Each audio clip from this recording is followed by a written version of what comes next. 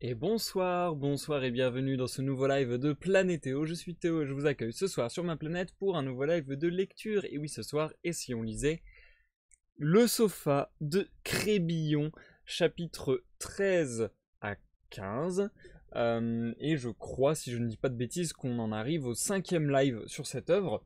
D'ailleurs, si vous nous regardez en rediffusion sur YouTube, je vous invite à aller voir la playlist pour avoir les épisodes précédents.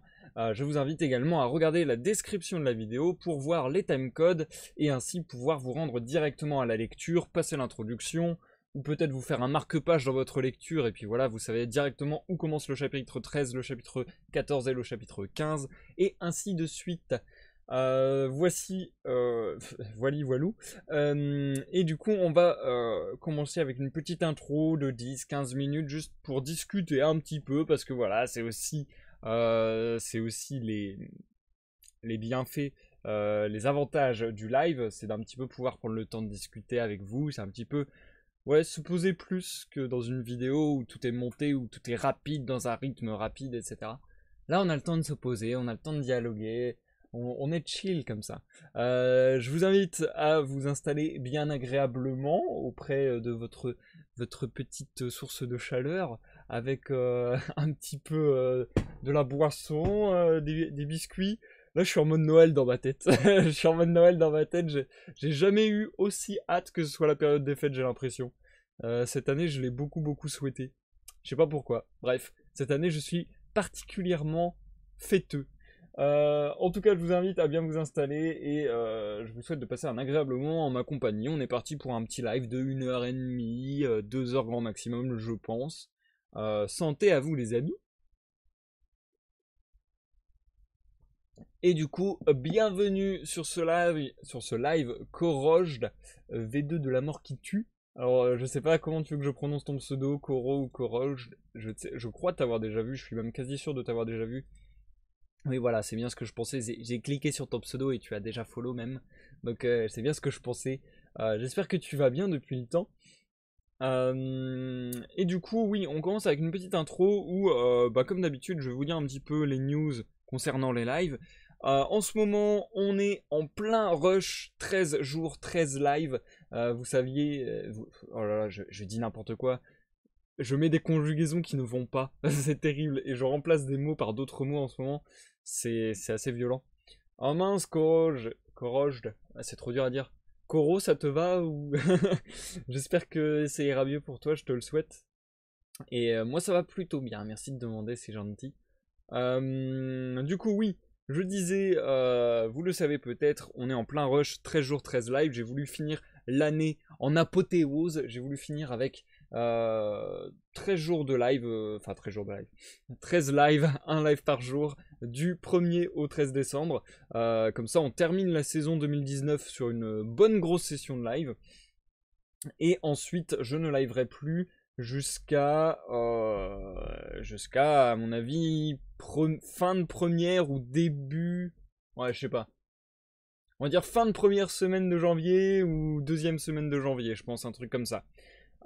Puisque comme tout un chacun, je suppose qu'avec les fêtes je serai pas mal occupé. Et comme je le dis souvent, en plus dans ma famille il y a plein d'anniversaires en décembre, donc c'est un peu compliqué, un petit peu compliqué d'organiser tout ça et de faire des lives en même temps, etc. Bref.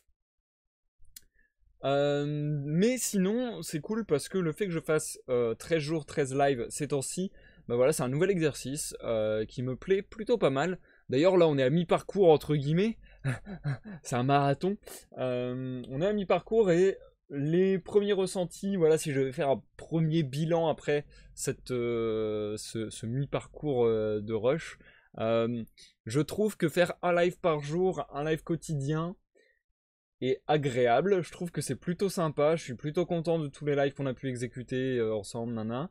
Mais en même temps, je me demande si c'est pas un chouille trop, dans le sens où j'ai l'impression du coup d'être peut-être un peu moins performant une fois de temps en temps sur certains lives. Donc voilà, peut-être que la quantité fait pécher sur la qualité. Je sais pas si c'est du hasard ou voilà, si c'est un vrai ressenti que j'ai. Et sinon, un truc aussi, un sentiment très bizarre, mais je peux pas m'empêcher de l'avoir. Mais ce qui est très bizarre, c'est que j'ai l'impression du coup de ne faire que ça de mes journées. Et ça me plaît moyen aussi, j'aimerais bien faire d'autres choses. En vrai, j'ai grave le temps et je pourrais faire bien d'autres choses, et je fais bien d'autres choses. Parce que bah voilà, les lives en général, ça me prend de 1 à 3 heures par jour, un truc comme ça. Bon, en comptant la mise en ligne des rediffusions, le fait de mettre mon setup de live, de l'enlever, etc. Allez, on va dire que en une journée, ça me prend entre 1 heure et demie et grand maximum 3 heures et demie, 4 heures, grand max, grand max. Donc voilà. En vrai, c'est pas tant que ça, c'est pas immonde, c'est pas infect, c'est pas insupportable, mais c'est vrai que j'ai bizarrement ce sentiment de ne faire que des lives de mes journées. C'est peut-être parce que j'y pense beaucoup et que je suis en mode ah, il faut que je fasse un live là, il faut que je fasse ça et tout, mais enfin voilà. Voilà, c'est les premiers ressentis que j'aurai sur ce bilan de mi-parcours. Parce que voilà, je le répète, je voulais finir l'année en apothéose avec un live par jour, mais c'était aussi un petit test entre guillemets pour voir si ça me plaisait de live davantage ou si au contraire je trouvais ça chiant, et ainsi de suite. Et puis aussi vous, voir vos réactions par rapport à ça. Donc n'hésitez pas à réagir là-dessus, n'hésitez pas à me dire ce que vous en avez pensé et ce que vous en penserez encore dans les jours à venir. N'hésitez pas sur YouTube à commenter, etc. Ça serait très cool d'avoir vos retours là-dessus. Pareil, j'aimerais bien savoir si sur YouTube vous n'avez pas l'impression de vous faire spammer du coup, parce qu'en ce moment je mets une rediffusion par jour. Enfin voilà, c'est autant d'informations qui m'intéressent, donc n'hésitez vraiment pas à communiquer là-dessus. Voili voilou. Sinon, bah, la dernière fois on a terminé Oxenfree, mais alors c'est très particulier parce qu'on a terminé le jeu vidéo Oxenfree, sauf que quand on termine, on se rend compte qu'on peut refaire le jeu et que il y a quelques changements dans la deuxième partie par rapport à la première partie. J'en dis pas plus pour ceux qui veulent découvrir, mais c'est très élégamment fait, très subtilement fait. C'est vraiment impec. Je trouve ça magistral. Et du coup, je vous ai dit lors du live d'Oxenfree que peut-être je ferais pas ça tout de suite, que j'attendrais quelques temps pour un petit peu oublier l'histoire avant d'y revenir, etc. 1 heure après le live, j'étais en mode putain, j'ai vraiment terriblement envie de voir la suite. Donc en fait, je pense que dans la semaine à venir, on va retourner sur Oxenfree et bah, poursuivre la seconde partie du coup. Peut-être même une troisième partie. Refaire le jeu 2-3 fois, c'est pas un truc que je fais souvent, voire un truc que je fais absolument jamais. Mais là, ça a un vrai intérêt pour ce jeu, donc ouais, je pense que j'ai l'appétit et la curiosité de faire au moins une deuxième boucle temporelle, peut-être une troisième. Bref, je n'en dis pas plus pour pas spoiler, mais j'ai vraiment hâte et c'est signé. On refera du Oxenfree avant le 13 décembre. Vraisemblablement, bah, lundi et jeudi, je pense. D'ailleurs, demain, on tente le dernier live un petit peu spécial de ces 2 semaines de live, puisque demain, on tente le live Twitch Sings. Je ne donne pas d'horaire, je ne donne rien du tout, aucune information, parce que j'ai peur de ne pas savoir le setup. Donc voilà, quand j'aurai le temps demain dans l'après-midi, je vais essayer de setup ça et de voir si ça fonctionne. Ce sera vraiment du tâtonnement, du test. Et puis dès que ça fonctionnera, si ça fonctionne, je ferai un vrai live Twitch Sings, donc un live de karaoké entre guillemets. J'appréhende énormément, mais bon bref.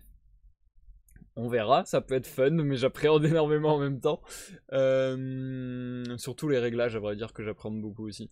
Et si vraiment, je ne parviens pas à régler tout ça, on partira soit sur Sea of Thieves, soit sur un autre jeu, enfin bref.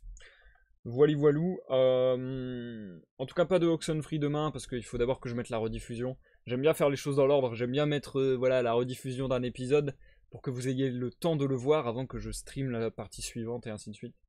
Donc bon. Demain, pas d'Oxenfree, mais vraisemblablement Twitch Sings, et si ça marche pas, un autre jeu.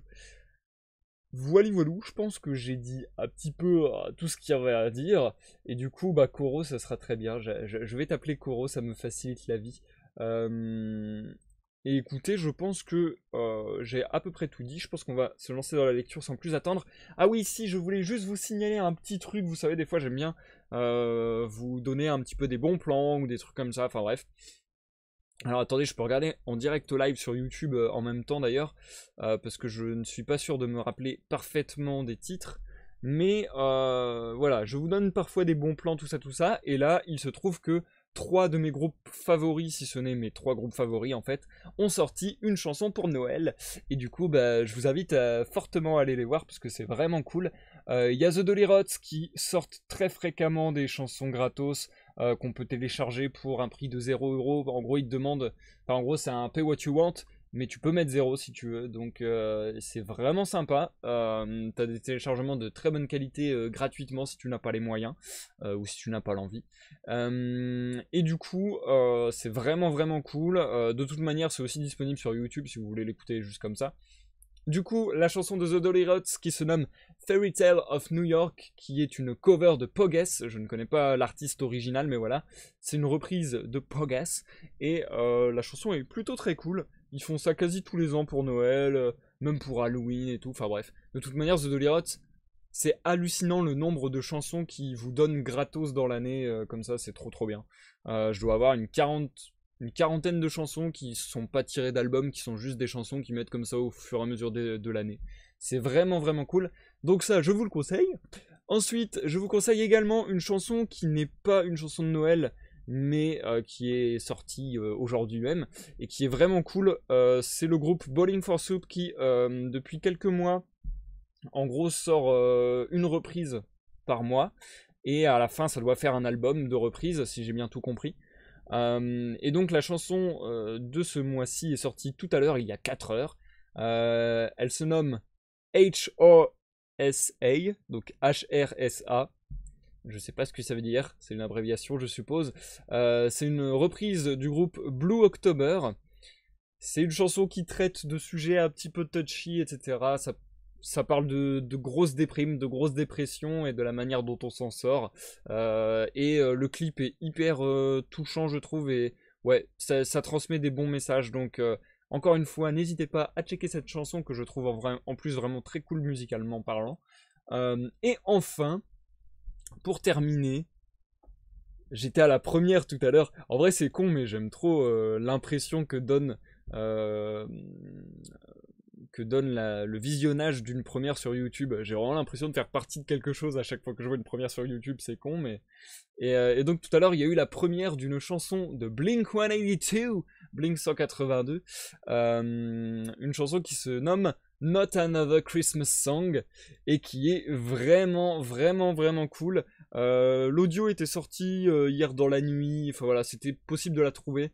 Et j'avais trouvé ça ok tiers sans plus, j'avais trouvé ça bien mais sans plus. Le clip est sorti donc tout à l'heure en première et c'était trop bien. Le clip est en pâte à modeler, il est vraiment bien fait et il donne vraiment du... Bah, il donne une autre dimension à la chanson. Et du coup la chanson se retrouve d'autant plus agréable. En tout cas pour moi personnellement je la trouve... Vraiment sympa. Donc voilà, Blink, bah pareil, qui ont l'habitude de faire des chansons de Noël. Je sais pas si c'est un truc typiquement américain, je sais pas. En tout cas, personnellement, les groupes que j'écoute et apprécie personnellement, ils font très souvent des albums de Noël, des chansons de Noël et tout. Et donc là, Blink, ouais, ça doit faire au moins leur 5 ou 6ème chanson de Noël, quoi. Parce qu'il y avait déjà eu Happy Holiday Your Bastard, il y avait déjà eu... I Won't Be Home for Christmas, il y avait déjà eu Boxing Days, etc., etc. Enfin bref, il y en a plein qui sont très très drôles. De toute manière, en général, elles sont plutôt toutes basées sur le thème de l'humour. C'est Blink quand même. Et là, c'est vrai que Not Another Christmas Song est très très cool et trouve très bien sa place dans leur discographie, entre guillemets. Enfin, dans leur œuvre du moins. Voilou. C'était voilà, les petits conseils culturels comme ça que je vous fais une fois de temps en temps. Ça faisait longtemps que j'en avais pas fait, j'aimerais bien en faire plus. En fait, j'aimerais bien, c'est con, mais c'est un peu mon fantasme depuis ultra longtemps. J'avais commencé à faire des essais en ce sens, mais j'aimerais bien faire un format où je peux un petit peu parler de plein d'aspects culturels, que ce soit d'albums, de musique, plus globalement, de comics, de littérature, enfin bref, faire un petit peu les sorties entre guillemets, je sais pas. Je sais pas comment je pourrais faire la chose, j'y ai déjà réfléchi maintes et maintes fois, j'ai déjà lancé maintes et maintes fois des projets dans ce sens. Mais c'est vrai que j'aimerais trouver une manière un peu originale et cool de vous parler de tout ça parce que c'est plein de sujets qui me passionnent beaucoup, notamment la musique et notamment le pop-punk et le punk rock dont on parle très peu en France et qui pour moi sont sur mes petits chouchous. Bref, sur ce, j'en ai terminé avec cette introduction. Nous allons passer à ce qui nous intéresse ce soir, à savoir la lecture du sofa de Crébillon, chapitre 13 à 15, des chapitres relativement courts de ce que j'ai vu, c'est pour ça je pense que ça va prendre 1h30 en gros, hein, un truc comme ça. Je vous fais pas le résumé des épisodes précédents parce que c'est très compliqué à résumer en fait, vu que c'est un peu un récit fleuve comme ça, en gros c'est un récit cadre, où Amanzei, nommé fraîchement émir du sultan, raconte une histoire, et donc raconte des histoires, puisqu'il raconte des histoires qu'il a vécues lorsqu'il était dans une vie antérieure un sofa, et du coup il passe de sofa en sofa, d'habitation en habitation, et retranscrit, raconte au sultan et à la sultane les histoires qu'il a pu voir de différents couples, de différentes femmes et de différents hommes. Donc voilà. C'est un petit peu difficile de faire un résumé efficace parce que c'est vraiment un truc fleuve où il arrête pas de rebondir sur un autre groupe de personnages et donc voilà, c'est pour ça que c'est un peu compliqué à résumer. Donc si vous voulez vraiment rattacher les wagons, je vous invite plutôt à voir la lecture en intégralité et à voir les épisodes précédents. Bonsoir Zikael, bienvenue sur ce live, j'espère que tu vas bien cher ami. J'allais me lancer dans la lecture sans plus attendre. Je vous souhaiter à tous une bonne écoute. On est parti pour le chapitre 13 qui devrait prendre relativement peu de temps à être lu. Et ensuite, je vous reviens pour une petite pause avant qu'on enchaîne avec le 14, puis une autre pause, et ainsi de suite, jusqu'à la fin, vous connaissez les bails. Ça va plutôt bien, Zikael, merci de le demander. J'espère que c'est ton cas également. On est parti, je prends une dernière lampée. Ah, la température s'est radoucie, c'est quand même beaucoup plus agréable pour live. Hein. Bref, bonne écoute à tous, bonne écoute Zikael, bonne écoute Koro, bonne écoute à tous ceux dans l'ombre et à ceux qui nous regardent en rediffusion sur YouTube. A tout à l'heure. Chapitre 13. Fin d'une aventure et commencement d'une autre. En achevant ces paroles, ses yeux se mouillèrent de quelques larmes, et Zadis, qui les croyait sincères, ne put s'empêcher d'y mêler les siennes. Oui, j'ai tort, lui disait-il tendrement, et quelque violente que soit ma passion pour vous, je sens qu'elle ne peut pas même me servir d'excuse. Ah, cruel, répondit-elle en sanglotant, soyez jaloux si vous le voulez, abandonnez-vous à toute votre frénésie, j'y consens, mais si vous me connaissez assez peu pour vous défier de ma tendresse, du moins ne me soupçonnez pas d'être capable d'aimer Mazulim. Je crois que vous ne l'aimez pas, répliqua-t-il, et je n'ai jamais imaginé que vous puissiez prendre du goût pour lui, mais je n'ai pu sans frémir le voir venir ici. Et c'est pourtant, répondit-elle, de tous ceux que vous y voyez le moins dangereux pour moi. Quand je n'aurais pas le cœur rempli de la passion la plus vive, que Mazulim m'adorerait, que le nombre de ses agréments surpasserait, s'il était possible, le nombre de ses vices, il serait encore à mes yeux le dernier des hommes.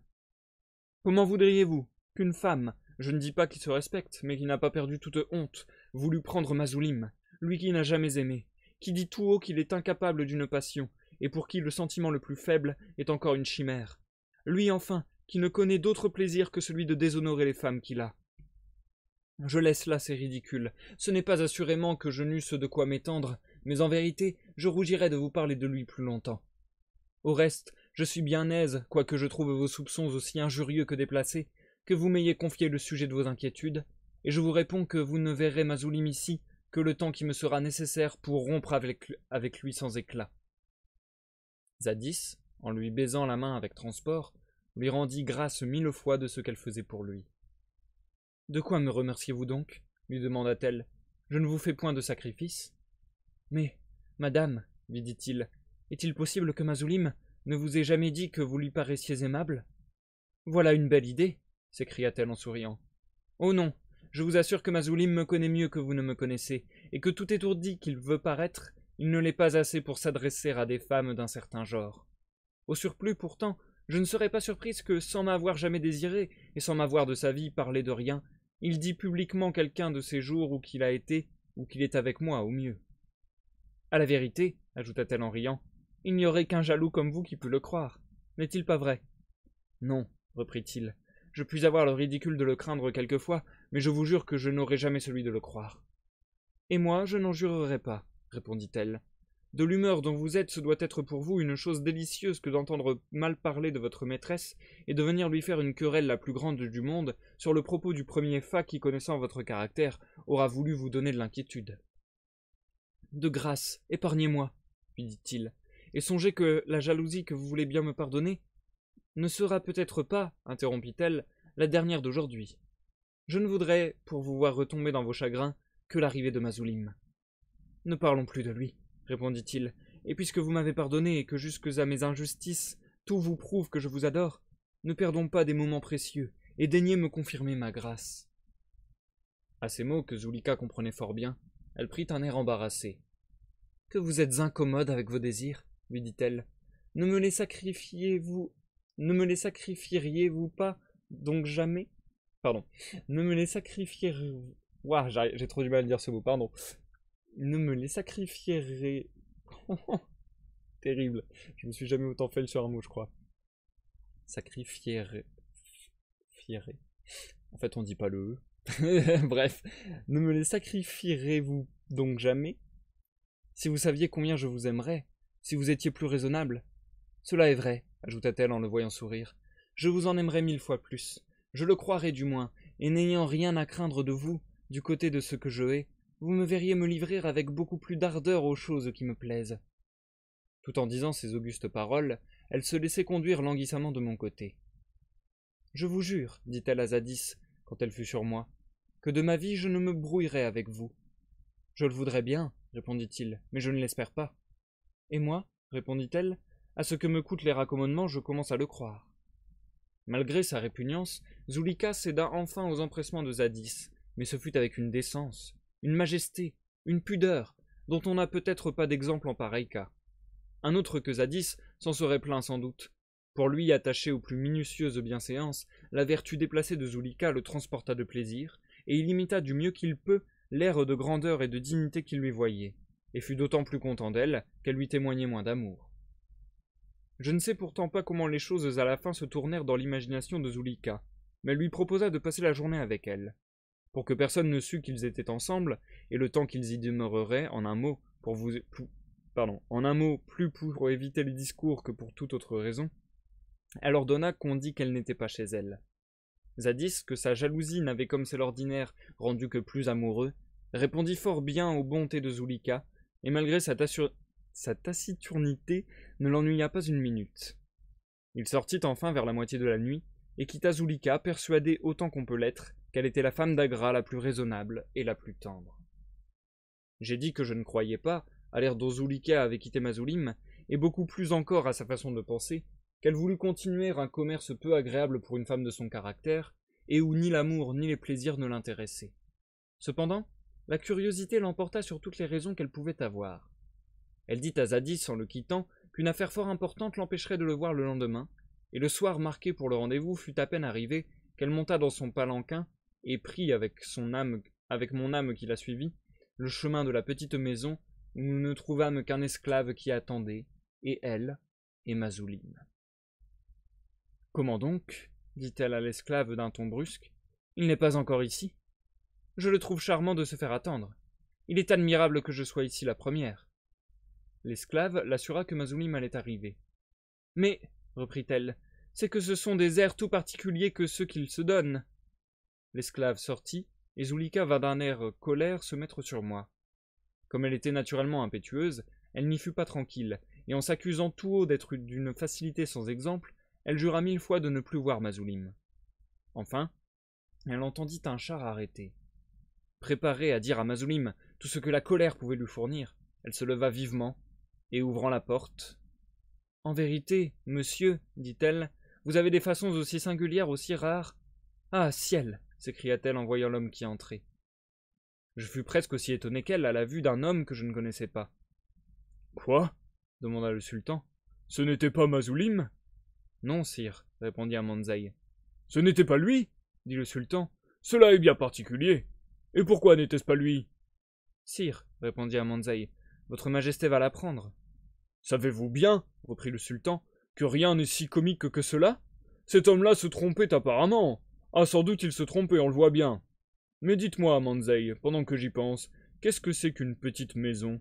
Depuis que vous en parlez, j'ai fait semblant de savoir ce que c'était, mais je n'y peux plus tenir.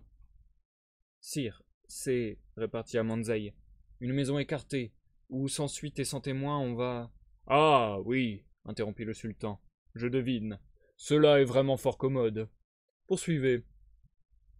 La colère et la surprise qui saisirent Zulika à l'aspect de l'homme qui venait d'entrer, l'empêchant de parler, je sais, madame, pardon. La colère et la surprise qui saisirent Zulika à l'aspect de l'homme qui venait d'entrer, l'empêchant de parler. Je sais, madame, lui dit cet Indien d'un air respectueux, combien vous devez être étonnée de me voir. Je n'ignore pas davantage les raisons qui vous feraient désirer ici toute autre vue que la mienne. Si ma présence vous interdit, la vôtre ne me cause pas moins d'émotion. Je ne m'attendais pas que la personne à qui Mazulim m'a prié de porter ses excuses serait celle de toutes à qui, si j'avais eu l'honneur d'être à sa place, j'aurais voulu manquer le moins. Ce n'est pas cependant que Mazulim soit coupable, non, madame. Il sait tout ce qu'il doit à vos bontés. Il brûlait de venir à vos genoux, vous parler de sa reconnaissance, des ordres cruels auxquels même il a pensé désobéir, quelques sacrés qui lui doivent être, l'ont arraché à d'aussi doux plaisirs. Il a cru devoir compter sur ma discrétion plus que sur celle d'un esclave, et n'a pas imaginé qu'il fallût mettre au hasard un secret où une personne telle que vous se trouve aussi particulièrement intéressée. Zulika était si étonnée de ce qui lui arrivait que l'Indien aurait pu parler plus longtemps sans qu'elle eût eu la force de l'interrompre. L'embarras où elle était lui faisait même souhaiter qu'il eût encore plus de choses à lui dire. Consternée et presque sans mouvement, elle baissait les yeux, n'osait le regarder, rougissait de honte et de colère. Enfin, elle se mit à pleurer. L'Indien, lui prenant civilement la main, la conduisit sur moi, où, sans prononcer une seule parole, elle se laissa tomber. « Je le vois, madame, continua-t-il. Vous vous obstinez à croire Mazulim coupable, et tout ce que je puis vous dire pour le justifier semble augmenter la colère où vous êtes contre lui. Qu'il est heureux, tout mon ami qu'il est, que j'envie les précieuses larmes qu'il vous fait verser, que tant d'amour. Qui vous dit que je l'aime, monsieur? Interrompit fièrement Zulika, qui avait eu le temps de se remettre. Ne puis-je pas être venu ici pour des choses où l'amour n'a point de part? Ne peut-on voir Mazulim sans concevoir pour lui les sentiments que vous semblez m'attribuer? Sur quoi enfin osez-vous juger qu'il offense mon cœur? J'ose croire, répondit l'Indien en souriant, que si mes conjectures ne sont pas vraies, au moins elles sont vraisemblables. Les pleurs que vous versez, votre colère, l'heure à laquelle je vous trouve dans un lieu qui jamais n'a été consacré qu'à l'amour, tout m'a fait croire que lui seul avait eu le pouvoir de vous y conduire. Ne vous en défendez pas, madame, ajouta-t-il. Vous aimez, faites-vous, si vous le voulez, un crime de l'objet et non de la passion. Quoi? S'écria Zulika, que rien ne faisait renoncer à la fausseté. Mazulim a osé vous dire que je l'aimais. Oui, madame. Et vous le croyez? Lui demanda-t-elle avec étonnement. Vous me permettrez de vous dire, répondit-il, que la chose est si probable qu'il serait ridicule d'en douter. Eh bien oui, monsieur, répliqua-t-elle. Oui, je l'aimais, je le lui ai dit. Je venais ici le lui prouver. L'ingrat avait enfin su m'amener jusque-là. Je ne rougis pas de vous l'avouer, mais le perfide n'aura jamais d'autre preuve de ma faiblesse que l'aveu que je lui en ai fait. Un jour, plus tard, ciel, que serais-je devenu?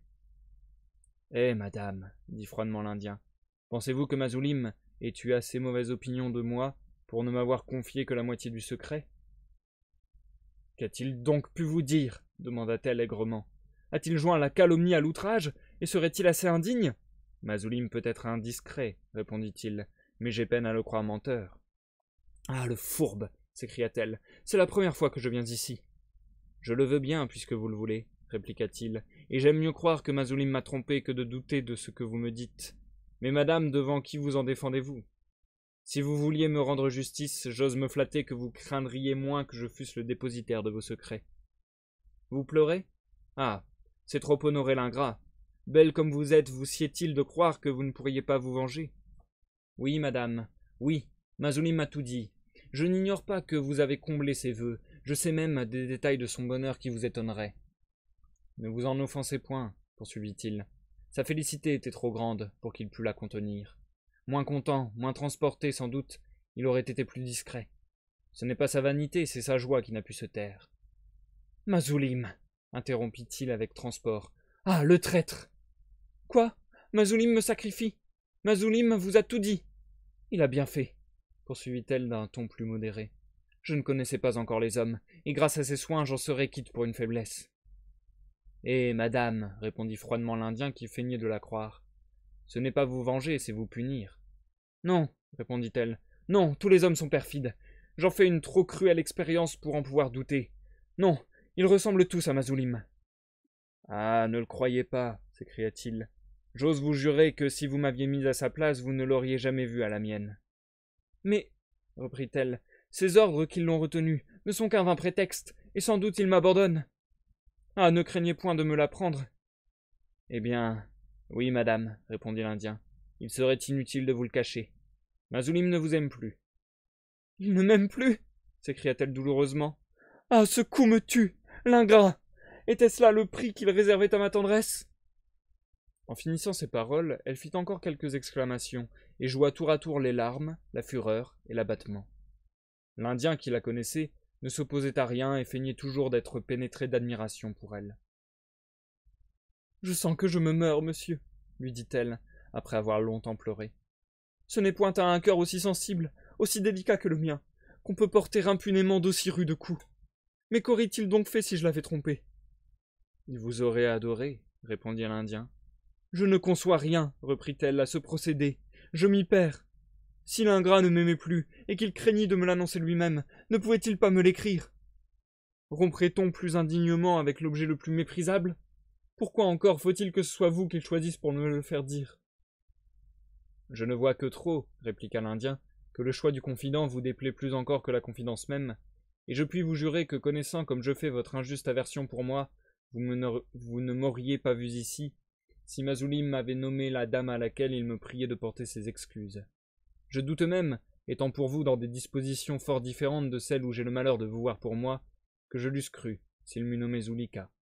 Je n'aurais jamais pu penser qu'il y eût au monde quelqu'un qui pût ne pas faire son bonheur d'être aimé d'elle.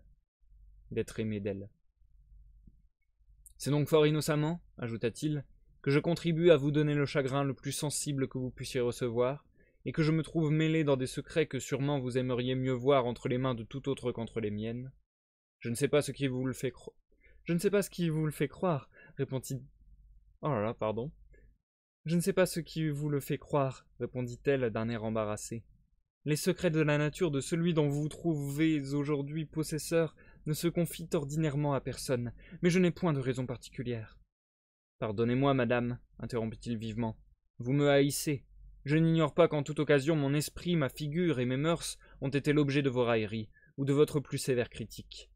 J'avouerai même que si j'ai quelques vertus, je les dois au désir que j'ai toujours eu de me rendre digne de vos éloges, ou de vous obliger du moins à me faire grâce de ces traits amers dont, depuis que nous sommes dans le monde, vous n'avez pas cessé de m'accabler.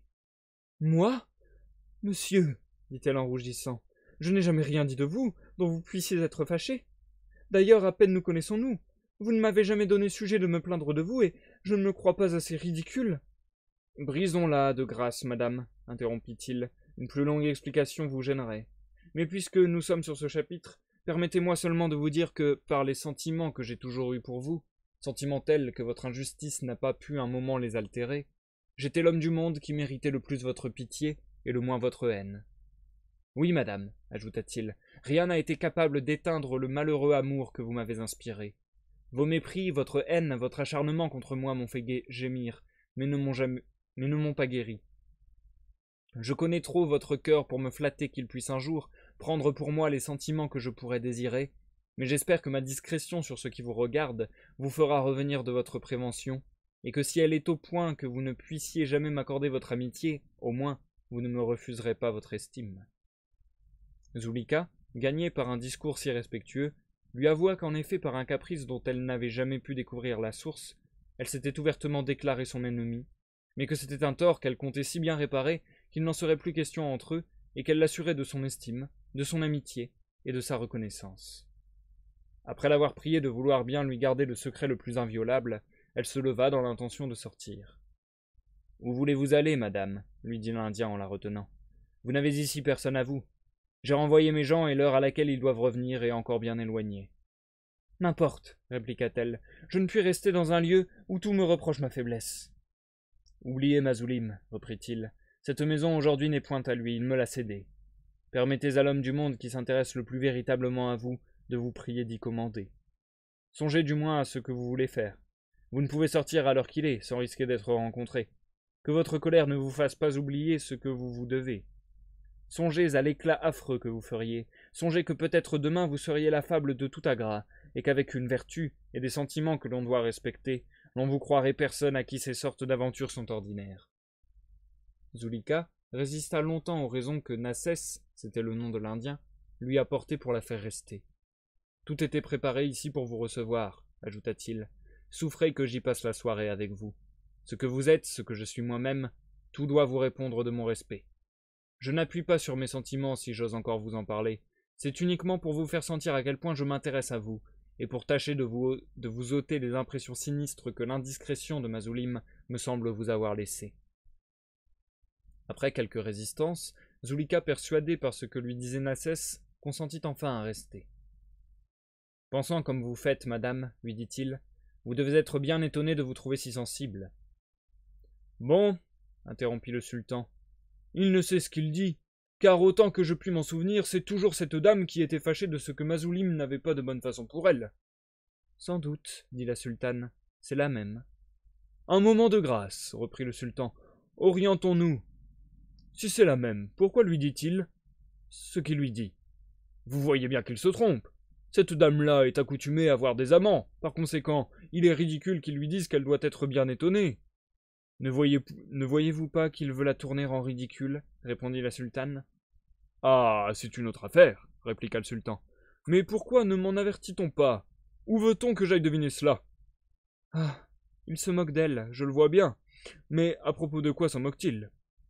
Voilà ce que je voudrais savoir.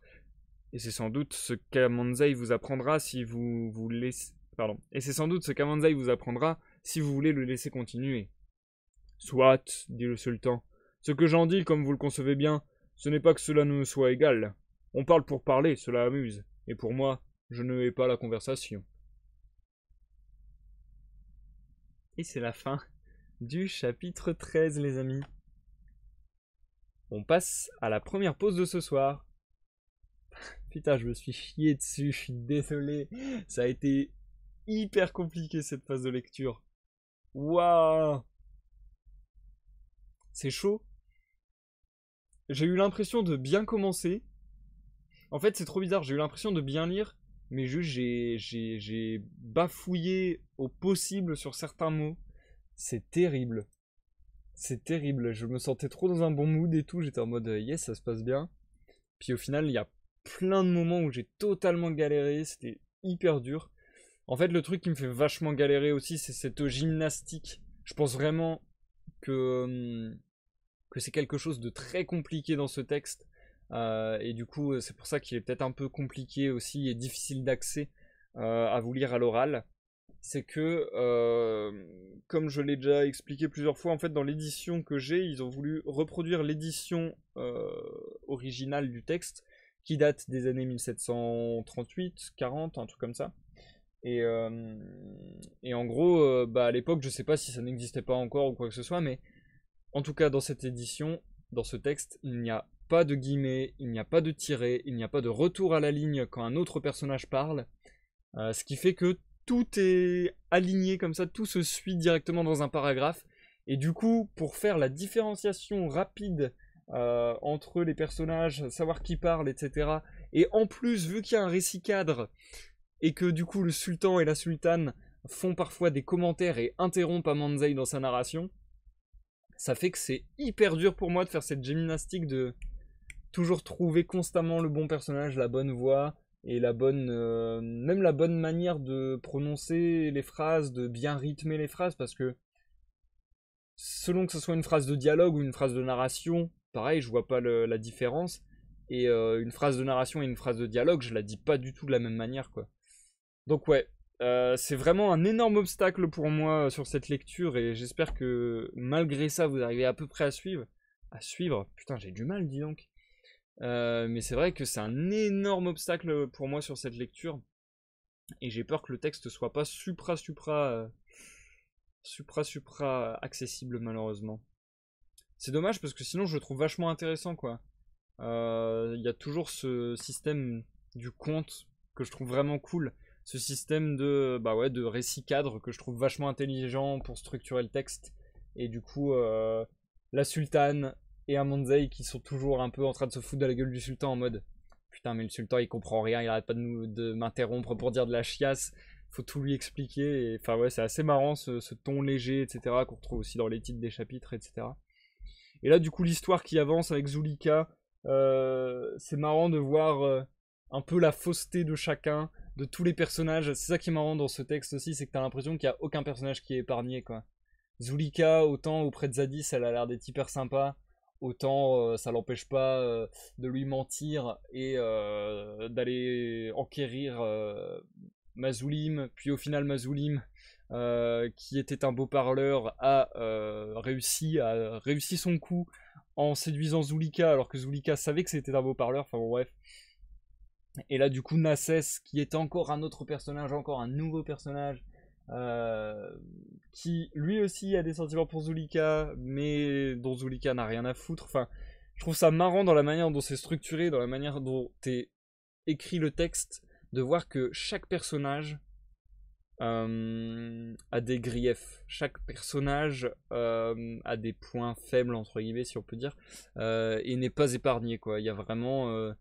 ils ont vraiment ouvertement des gros défauts, des vices, etc. Et t'as l'impression que tout le monde trompe tout le monde constamment, que tout le monde ment à tout le monde constamment, voire que les gens sont faux, dans le sens presque qu'ils se mentent à eux-mêmes, quoi, sur qui ils sont, etc. Enfin, c'est vachement intéressant comme critique entre guillemets, ouais, comme message sur les gens en général. Je trouve ça assez intéressant. Et voir comment toutes les relations sont fausses. Voir les gens. Enfin, voilà, c'est assez sympa, j'aime bien comment c'est foutu. Ça ne pardonne pas. Ça ne pardonne pas et c'est vraiment le ton du conte. Toujours avec cet humour des titres de chapitres que je trouve vraiment cool aussi. Et qui, bah voilà, qui s'agence parfaitement avec le reste. Du coup, là, on a eu fin d'une aventure et commencement d'une autre. Là, on va avoir qui contient moins de faits que de discours. Qui contient moins de faits que de discours. C'est-à-dire qu'il va y avoir plus de discours que de faits. Enfin bref. C'est assez marrant de voir comment tout cela est fait. Comment tout cela est agencé. Je vais changer le titre du live tout de suite. Puis on passera à autre chose. On passera à la suite, hein, en fait, tout simplement. Hop. Ouais, y a pas de souci. Ah bah c'est cool, Zikal. C'est cool que ce soit agréable pour vous malgré tout. Mais ouais, je trouve ça vachement cool. Et du coup, c'est marrant parce que c'est vraiment un texte fleuve avec plein de personnages. Du coup, c'est difficile, comme je disais tout à l'heure, de résumer l'histoire. C'est difficile de dire le déroulé des événements, etc. Mais en fait, on n'a pas besoin de ça. C'est pas ça qui fait l'œuvre, c'est pas ça qui fait le roman Le Sofa. C'est plus l'ambiance, la critique omniprésente, cette espèce d'ironie, de cynisme. Enfin ouais, c'est voilà, c'est plus un message là-dessus sur les couples, sur les relations, sur le mensonge, sur le vice. Enfin ouais, je trouve ça assez intéressant. C'est plus dans l'ambiance en fait au final et dans ce qui se dégage globalement de toutes les petites histoires, de tous les petits contes que fait Amanzai au sultan. C'est vraiment, vraiment sympa. Bref, sur ce, j'espère moins bafouiller pour la suite. Je vais essayer de me mettre comme il se doit pour le chapitre 14. De faire ça bien. Chapitre un chouïa plus long. Donc je vais mettre un petit peu plus de temps à vous revenir dans le live, dans le chat, pardon. Eh mais décidément, je remplace des mots par d'autres en ce moment, c'est terrible. Je sais pas si c'est le fait de beaucoup live pour le coup, ou si c'est juste un surplus, un trop plein entre guillemets, parce que là ça fait longtemps que je n'ai pas fait de pause dans les lives. C'est vrai que ça fait pas mal de semaines de live que j'ai enchaîné là sans faire de pause jamais dans les lives. Et du coup bah pour la lecture peut-être que ça m'handicape un petit peu de pas avoir fait de pause depuis longtemps. Enfin je sais pas. Je suis en galère. J'ai des problèmes d'élocution en ce moment et c'est très compliqué d'avoir des problèmes d'élocution pour faire de la lecture à voix haute, forcément. Donc voilà, je vais essayer de bien articuler, de bien séparer mes lèvres, de bien faire jouer ma langue et de bien placer mes dents. Ok. Ok. Je pense qu'on est bon, je pense qu'on peut repartir. Je suis chaud patate. Du coup, je vous souhaite une bonne écoute pour la suite de cette œuvre. Bonne écoute à tous, bonne écoute Zikael, Koro, tous ceux dans l'ombre et ceux qui nous regardent en rediffusion sur YouTube. Et je vous reprends dans 20-30 minutes pour la dernière pause de ce soir. À tout à l'heure. Chapitre 14, qui contient moins de faits que de discours. Amanzei, le lendemain, continua ainsi. Pensant comme vous faites, madame, disait Nassès à Zulika, vous devez être bien étonnée de vous trouver si sensible. Cela n'est pas douteux, répondit-elle, et c'est, je vous assure, une aventure bien singulière dans ma vie que celle qui m'arrive.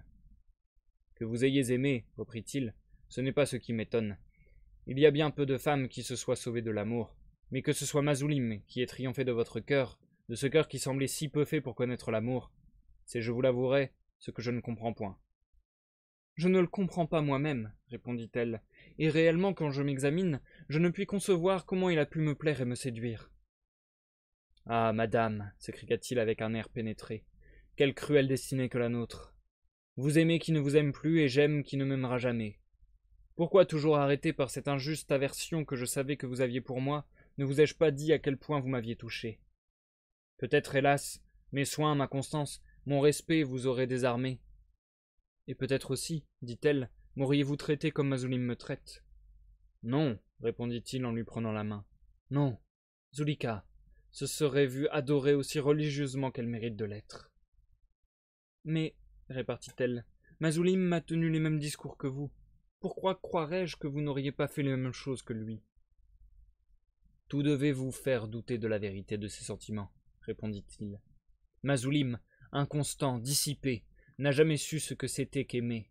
Vous ne pouviez pas ignorer qu'il était plus indiscret et plus trompeur qu'il ne nous est permis de l'être. Il est vrai, cependant, que quelque infidèle qu'il fût, vous pouviez, sans être accusé de trop d'orgueil, prétendre à la gloire de le fixer. La difficulté de vous plaire, vos charmes, le plaisir si doux et si rare de régner dans un cœur qu'avant lui, personne ne s'était soumis, tout devait vous faire espérer de sa part une tendresse éternelle. Ce qui, en tout autre, aurait été une vanité ridicule, ne devenait pour Zulika qu'une idée si simple qu'elle ne pouvait pas s'empêcher de l'avoir. Il est certain, du moins, répondit-elle modestement, que par ma façon de penser, je pouvais mériter quelques égards. Des égards, vous, s'écria-t-il. Ah, des égards vous rendent-ils tout ce qu'on vous doit? Ainsi donc, pour prix de vos bontés, vous n'exigeriez que ce qu'on doit à la femme même qu'on estime le moins? Vous voyez pourtant, reprit-elle, que j'ai encore trop exigé. S'il m'était permis de vous parler, répartit Nassès. Vous le pouvez, interrompit-elle. Vous ne devez pas douter que ce qui se passe aujourd'hui entre nous ne doive nous lier de la plus tendre amitié. Oui, madame, dit-il vivement, de la plus tendre. Mais est-ce à moi, est-ce à ce Nassès si longtemps haï, que Zulika daigne promettre l'amitié la plus tendre? Oui, Nassès, répondit-elle, c'est Zulika qui reconnaît son injustice, qui en est désespérée, et qui vous jure de la réparer par des sentiments et une confiance à toute épreuve. Alors, elle le regarda obligeamment. Il était d'une figure fort agréable, et quoique moins à la mode que Mazulim, il ne lui cédait en rien. Quoi? S'écria-t-il encore. C'est vous qui me promettez de m'aimer? Oui, répliqua-t-elle. Mon cœur vous sera ouvert. Vous y lirez comme moi-même mes moindres sentiments, mes idées. Tout vous sera connu. Ah, Zulika, dit-il en se jetant à ses genoux, et en lui baisant la main avec ardeur. Que ma tendresse saura bien vous payer de ce que vous ferez pour moi. Avec quel plaisir ne vous soumettrai-je pas toutes mes pensées? Maîtresse souveraine de ma vie, vos ordres seuls régleront ma conduite. Laissons cela, dit-elle en souriant, et levez-vous. Je n'aime pas à vous voir à mes genoux. Revenons à ce que vous vouliez me dire. Il se leva, s'assit auprès d'elle, et lui tenant toujours la main, il poursuivit ainsi. Je vais vous interroger, puisque vous voulez bien le permettre. Par quelle voie Mazulim a-t-il pu vous plaire? Par quel enchantement la femme la plus respectable par ses sentiments et par sa conduite? Zulika, enfin, l'a-t-elle trouvé aimable? Comment un homme aussi vain, aussi impétueux, a-t-il pu convenir à une femme aussi sage, aussi modeste que vous? Car qu'il plaise à des femmes de son caractère, à ces femmes frivoles, étourdies, dissipées, à qui aucun objet n'inspire de l'amour, et qui cependant sont vaincues par tous ceux qui se présentent à leurs yeux. Qu'il leur plaise, dis-je, cela ne m'étonne pas. Mais vous? Pour commencer avec vous le commerce de confiance que je vous ai promis, répondit Zulika, je vous dirai naturellement que je ne devais pas craindre que Mazulim pût jamais m'être cher. Ce n'était pas que je me crusse incapable de faiblesse. Sans en avoir fait la cruelle expérience comme je l'ai faite depuis, je n'ignorais pas qu'il ne faut qu'un moment pour plonger la femme la plus vertueuse dans les égarements les plus funestes, mais rassuré par mes sentiments, par le temps même qu'il y avait que j'étais dans le monde, sans avoir manqué au moindre des devoirs qui nous sont prescrits, j'osais me flatter que ce calme serait éternel. Sans doute, dit Nassès d'un air fort sérieux, rien ne perd les femmes comme cette sécurité dont vous parlez. Cela est vrai, au moins, répondit-elle, une femme n'est jamais plus exposée à succomber que lorsqu'elle se croit invincible. J'étais dans ce calme trompeur, continua-t-elle, lorsque Mazulim s'est offert à mes yeux. Je ne vous dirai pas comment il a fait pour me séduire. Ce que je sais, c'est qu'après lui avoir résisté longtemps, mon cœur s'est ému, ma tête s'est troublée. J'ai senti des mouvements qui prenaient sur moi, d'autant plus que je n'étais pas dans l'habitude de les éprouver. Mazulim, qui savait mieux que moi-même de quelle nature était mon trouble, en a profité pour m'engager dans des démarches dont j'ignorais la conséquence. Enfin, il m'a amené au point de me faire revenir ici. Je croyais, et il me l'avait promis, qu'il ne voulait que m'entretenir avec plus de liberté, que dans le tumulte du monde, nous n'en pouvions espérer. J'y suis venu, sa présence m'a plus ému que je n'avais pensé. Seul avec lui, je me suis trouvée moins forte contre ses désirs. Sans savoir ce que j'accordais, je n'ai pu lui refuser rien. L'amour, enfin, m'a séduite jusques au bout. En finissant ces paroles, elle avait les yeux à demi mouillés de larmes qu'elle s'efforçait de répandre. Nassès, qui paraissait prendre à sa douleur la part la plus sincère, en feignant de la consoler, lui disait les choses du monde les plus propres à la désespérer. Surtout, il appuyait malignement sur le peu de temps que Mazulim l'avait gardé. « Ce n'est pas assurément, lui dit-il, que vous n'ayez de quoi rendre un homme heureux, du moins on en doit juger ainsi. Il est pourtant vrai que cette inconstance si prompte de Mazulim ferait, si c'était tout autre que vous, penser les choses les plus désavantageuses. » Zulika, à ce propos, fit une mine qui marquait assez à Nassès qu'elle croyait avoir raison de ne se rien reprocher là-dessus. « On n'ignore pas, reprit Nassès, que les hommes sont assez malheureux pour ne pouvoir pas jouir longtemps de l'objet même le plus aimable, sans que leurs désirs se ralentissent, mais au moins on aime 3 mois, 6 semaines, 15 jours même, plus ou moins. On n'a jamais imaginé de quitter une femme aussi brusquement que Mazulim vous a quitté, vous. C'est d'un ridicule, d'une horreur même, qu'on ne peut imaginer.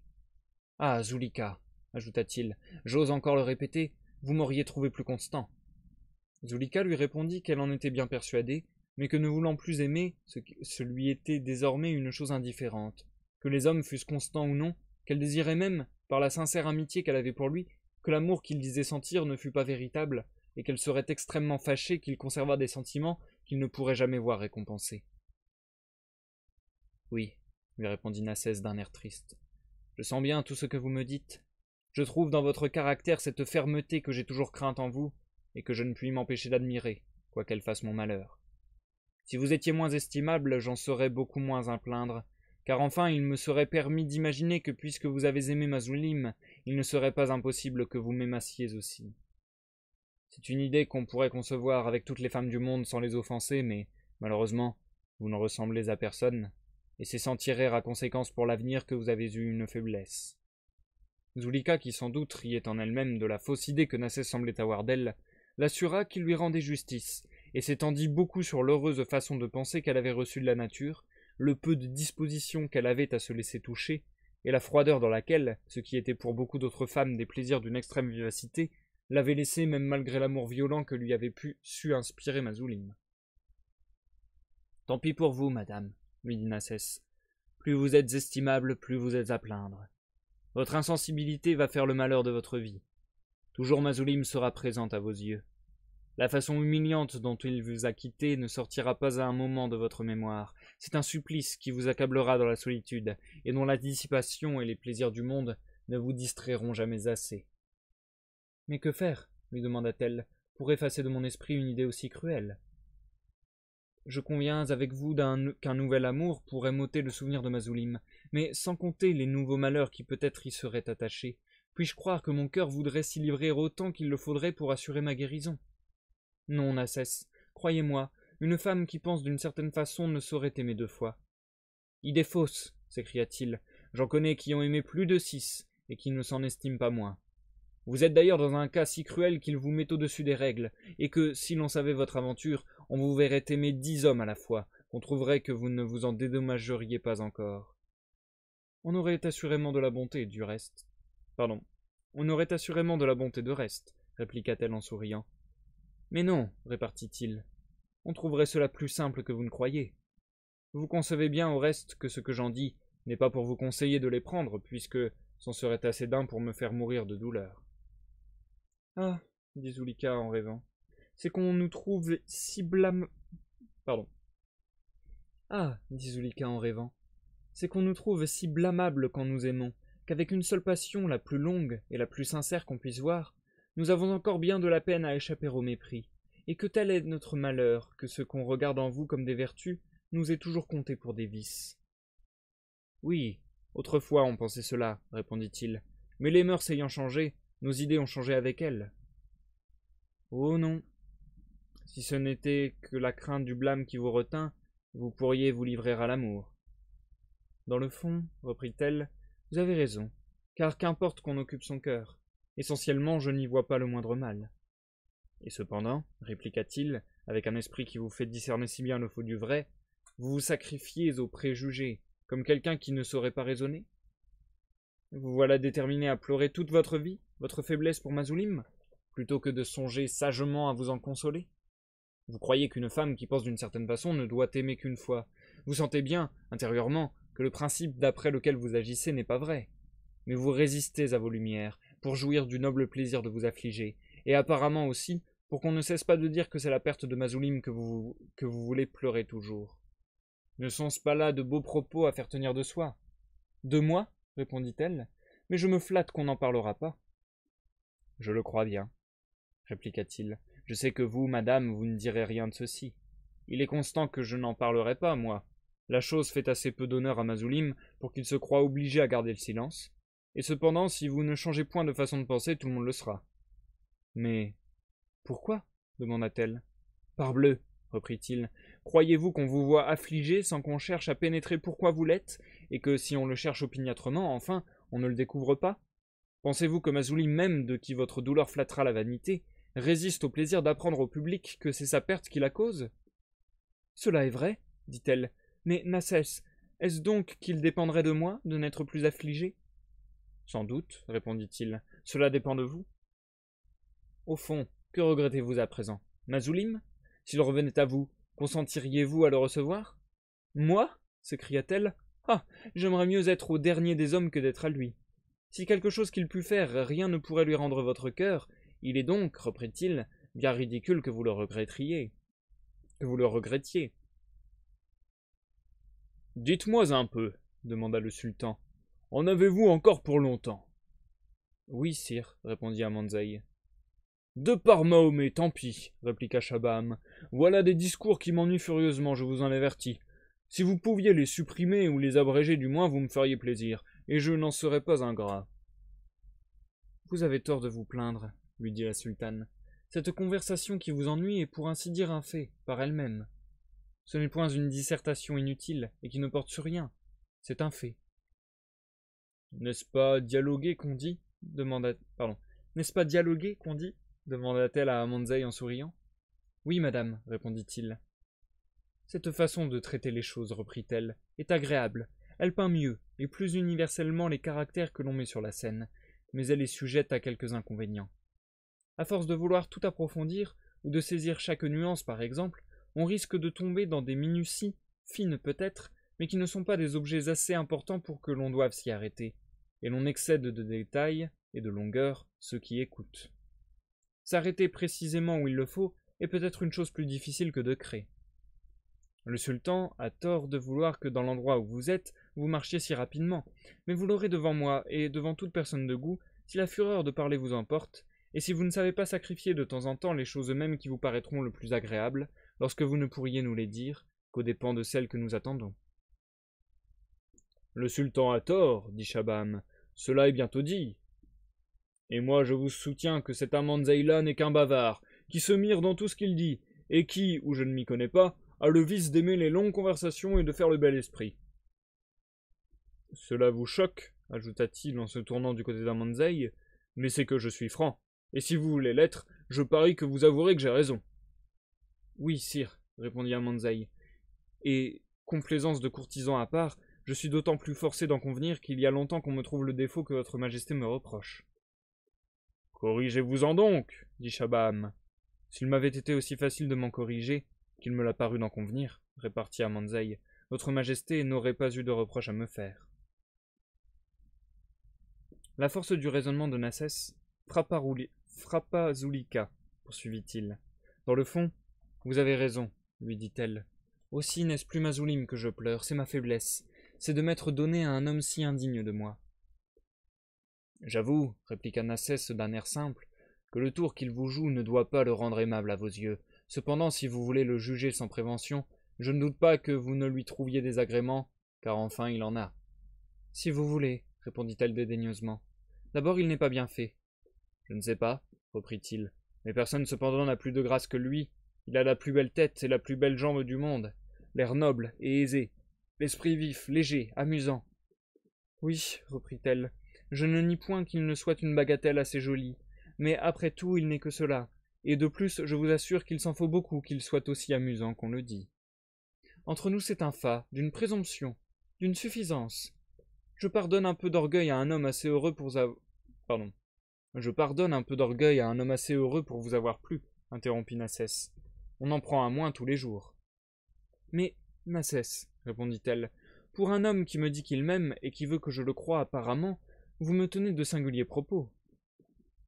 Tout odieux que vous êtes à présent Mazulim, répondit Nassès, il vous l'est encore moins que moi, et je croirais risquer plus à vous parler d'un amant que vous n'aimerez jamais, que je ne fais à vous entretenir d'un que vous avez tendrement aimé. Il vous occupe encore si vivement, que jamais je ne prononce son nom, que vos yeux ne se mouillent de larmes. Actuellement encore ils s'en remplissent, et vous voulez en vain me les cacher. Ah, retenez vos pleurs, aimable Zulika, s'écria-t-il. Ils me percent le cœur. Je ne puis, sans un attendrissement qui me devient funeste, les voir couler de vos yeux. Zulika, qui depuis quelque temps n'avait pas envie de pleurer, ne put entendre ce discours sans se croire obligé de verser de nouvelles larmes. Nassès, qui se divertissait de tout le manège qu'il lui faisait faire à son gré, la laissa quelque temps dans cette douleur affectée. Cependant, pour ne pas perdre ses moments auprès d'elle, il s'amusa à lui baiser la gorge qu'elle avait extrêmement découverte. Elle fut assez longtemps sans daigner songer à ce qu'il faisait, et ce ne fut qu'après lui avoir laissé là-dessus entière liberté qu'elle s'avisa d'y trouver à redire. « Vous n'y pensez pas, Nassès, lui dit-elle, ayant toujours un mouchoir sur ses yeux. Voilà des libertés qui me blessent. Vraiment? Je le crois, répondit-il. N'allez-vous pas prendre cela pour une faveur? Regardez-moi donc, ajouta-t-il, que je vois vos yeux. Non, reprit-elle, ils ont trop pleuré pour être beaux. Sans vos larmes, répliqua-t-il, vous me paraîtriez bien moins belle. Écoutez-moi, continua-t-il, l'état où je vous vois m'afflige, je veux absolument que vous vous en tiriez. Je vous ai prouvé la nécessité où vous êtes d'aimer encore, et je vais autant qu'il me sera possible vous prouver actuellement que c'est moi qu'il faut que vous aimiez. Je doute, répondit-elle, que vous y réussissiez. C'est ce que nous allons voir, reprit-il. Premièrement, vous convenez de m'avoir haï sans sujet. C'est une injustice que vous ne pouvez réparer qu'en m'aimant à la fureur. Elle sourit. D'ailleurs, continua-t-il, je vous aime, et tout facile qu'il vous est de faire prendre à qui que ce soit, plus d'amour même qu'il ne vous plaira peut-être de lui en inspirer, jamais vous ne trouverez personne aussi disposé que moi à vous aimer avec toute la tendresse que vous méritez. Que nous ayons tort ou raison, il est constant qu'en général nous pensons mal des femmes. Nous nous sommes persuadés qu'elles ne sont ni fidèles ni constantes, et sur ce fondement, nous croyons ne leur devoir ni constance ni fidélité. De passion, par conséquent, on n'en voit guère. Il faudrait, pour nous déterminer à en prendre une, que nous sussions qu'une femme mérite des sentiments moins légers que ceux que communément on lui accorde. Examiner son caractère et sa façon de vivre et de penser, et régler là-dessus le degré d'estime que nous pouvons lui devoir. Eh bien, interrompit-elle, qui vous en empêche? Vous vous moquez, madame, répondit-il. Cette étude prend du temps. Pendant que nous en serions occupés, une femme nous préviendrait d'inconstance, et c'est un si cruel accident pour nous, que pour n'y pas être exposés, nous la quittons souvent, avant que de savoir si elle mérite que nous l'aimions plus longtemps. Mais, demanda-t-elle, qu'est-ce que tout cela peut conclure pour vous? Le voici, répondit-il. Mais ce mouchoir sera-t-il éternellement sur vos yeux? Ne vous ai-je pas regardé? Lui dit-elle. Pas assez, répondit-il. Je ne veux plus que ce mouchoir paraisse où je vous hais, s'il est possible, autant que vous m'avez haï. Alors elle le regarda en souriant, et d'une façon assez tendre. Continuez donc, lui dit-elle, en se penchant sur lui. Oui, répondit-il en la serrant fortement dans ses bras. Je vais continuer, n'en doutez point. Ce que j'ai vu de vous ici, poursuivit-il, me vaut l'étude dont je vous parlais, vous a acquis toute mon estime, et conséquemment a redoublé mon amour pour vous. Un autre que moi ne peut donc pas vous aimer autant que je vous aime. Il ne verrait de vous que vos charmes et la beauté de votre âme. Serait une chose dont il ne pourrait jamais être sûr, puisque rien ne lui prouverait jusqu'à quel point vous portez la délicatesse des sentiments. Il l'apprendrait, diriez-vous, en me voyant agir. Eh, madame, je vais parler mal de nous. Pensez-vous qu'un homme dissipé, étourdi, sans mœurs surtout sur ce qui regarde les femmes, et ne trouvant pas de moyen plus sûr pour les mépriser toujours que de ne leur faire jamais l'honneur de les examiner, pensez-vous, dis-je, qu'il s'aperçoive des choses qui devraient vous assurer son estime, ou qu'il ne vous accuse pas de forcer votre caractère et de vous parer à ses yeux de vertus que vous ne possédez point? Oui, je le crois, dit-elle. Ce que vous dites là, par exemple, est on ne peut pas plus sensé. Nassès, pour la remercier de cet éloge, voulut d'abord lui baiser la main. Mais la bouche de Zulika se trouvant plus près de lui, ce fut à elle qu'il jugea à propos de témoigner sa reconnaissance. Ah, Nassès, lui dit-elle doucement, nous nous brouillerons. Vous voyez donc bien, poursuivit-il sans lui répondre, que puisque je suis l'homme du monde qui vous estime le plus, et qui a le plus de raison de le faire, je dois être aussi le seul que vous puissiez aimer. Non, répondit-elle, l'amour est trop dangereux. Vieille maxime d'opéra, si plate, si usée, répliqua-t-il, qu'on ne la voudrait seulement pas aujourd'hui passer dans un madrigal, et qui au reste n'empêchera point du tout que vous ne m'aimiez. Je vous en avertis. Si ce n'est pas elle qui m'en empêche, répondit-elle. Mais pourquoi me demander de l'amour? Ne vous ai-je pas promis de l'amitié? Sans doute, répliqua-t-il, l'effort est généreux. Il est constant que, si je ne vous aimais pas, je vous tiendrais quitte pour cela, et peut-être même à moins. Mais les sentiments que j'ai pour vous ne peuvent être payés que par le plus tendre retour de votre part, et je puis vous jurer que je n'oublierai rien pour vous inspirer toute l'ardeur que je vous demande.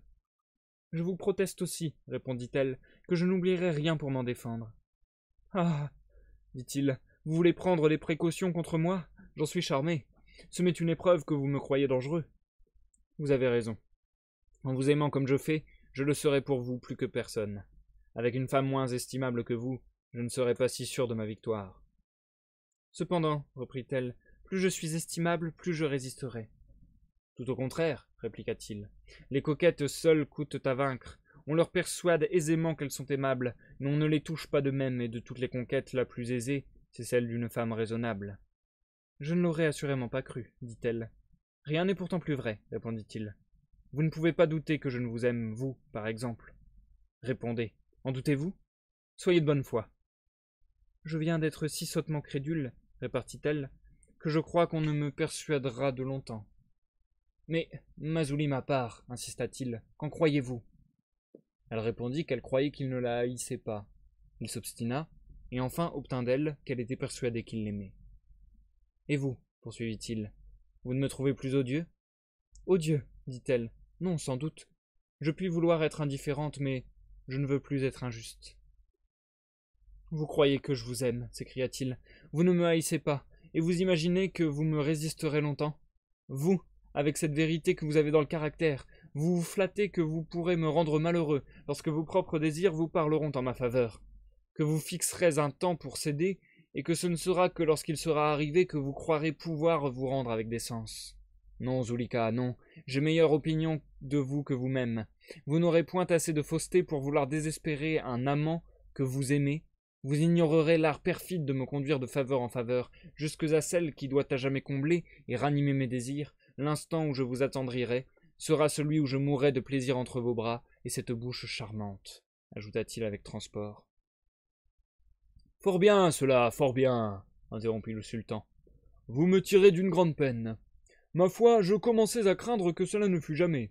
Ah, la sotte créature que cette Zulika avec ses façons.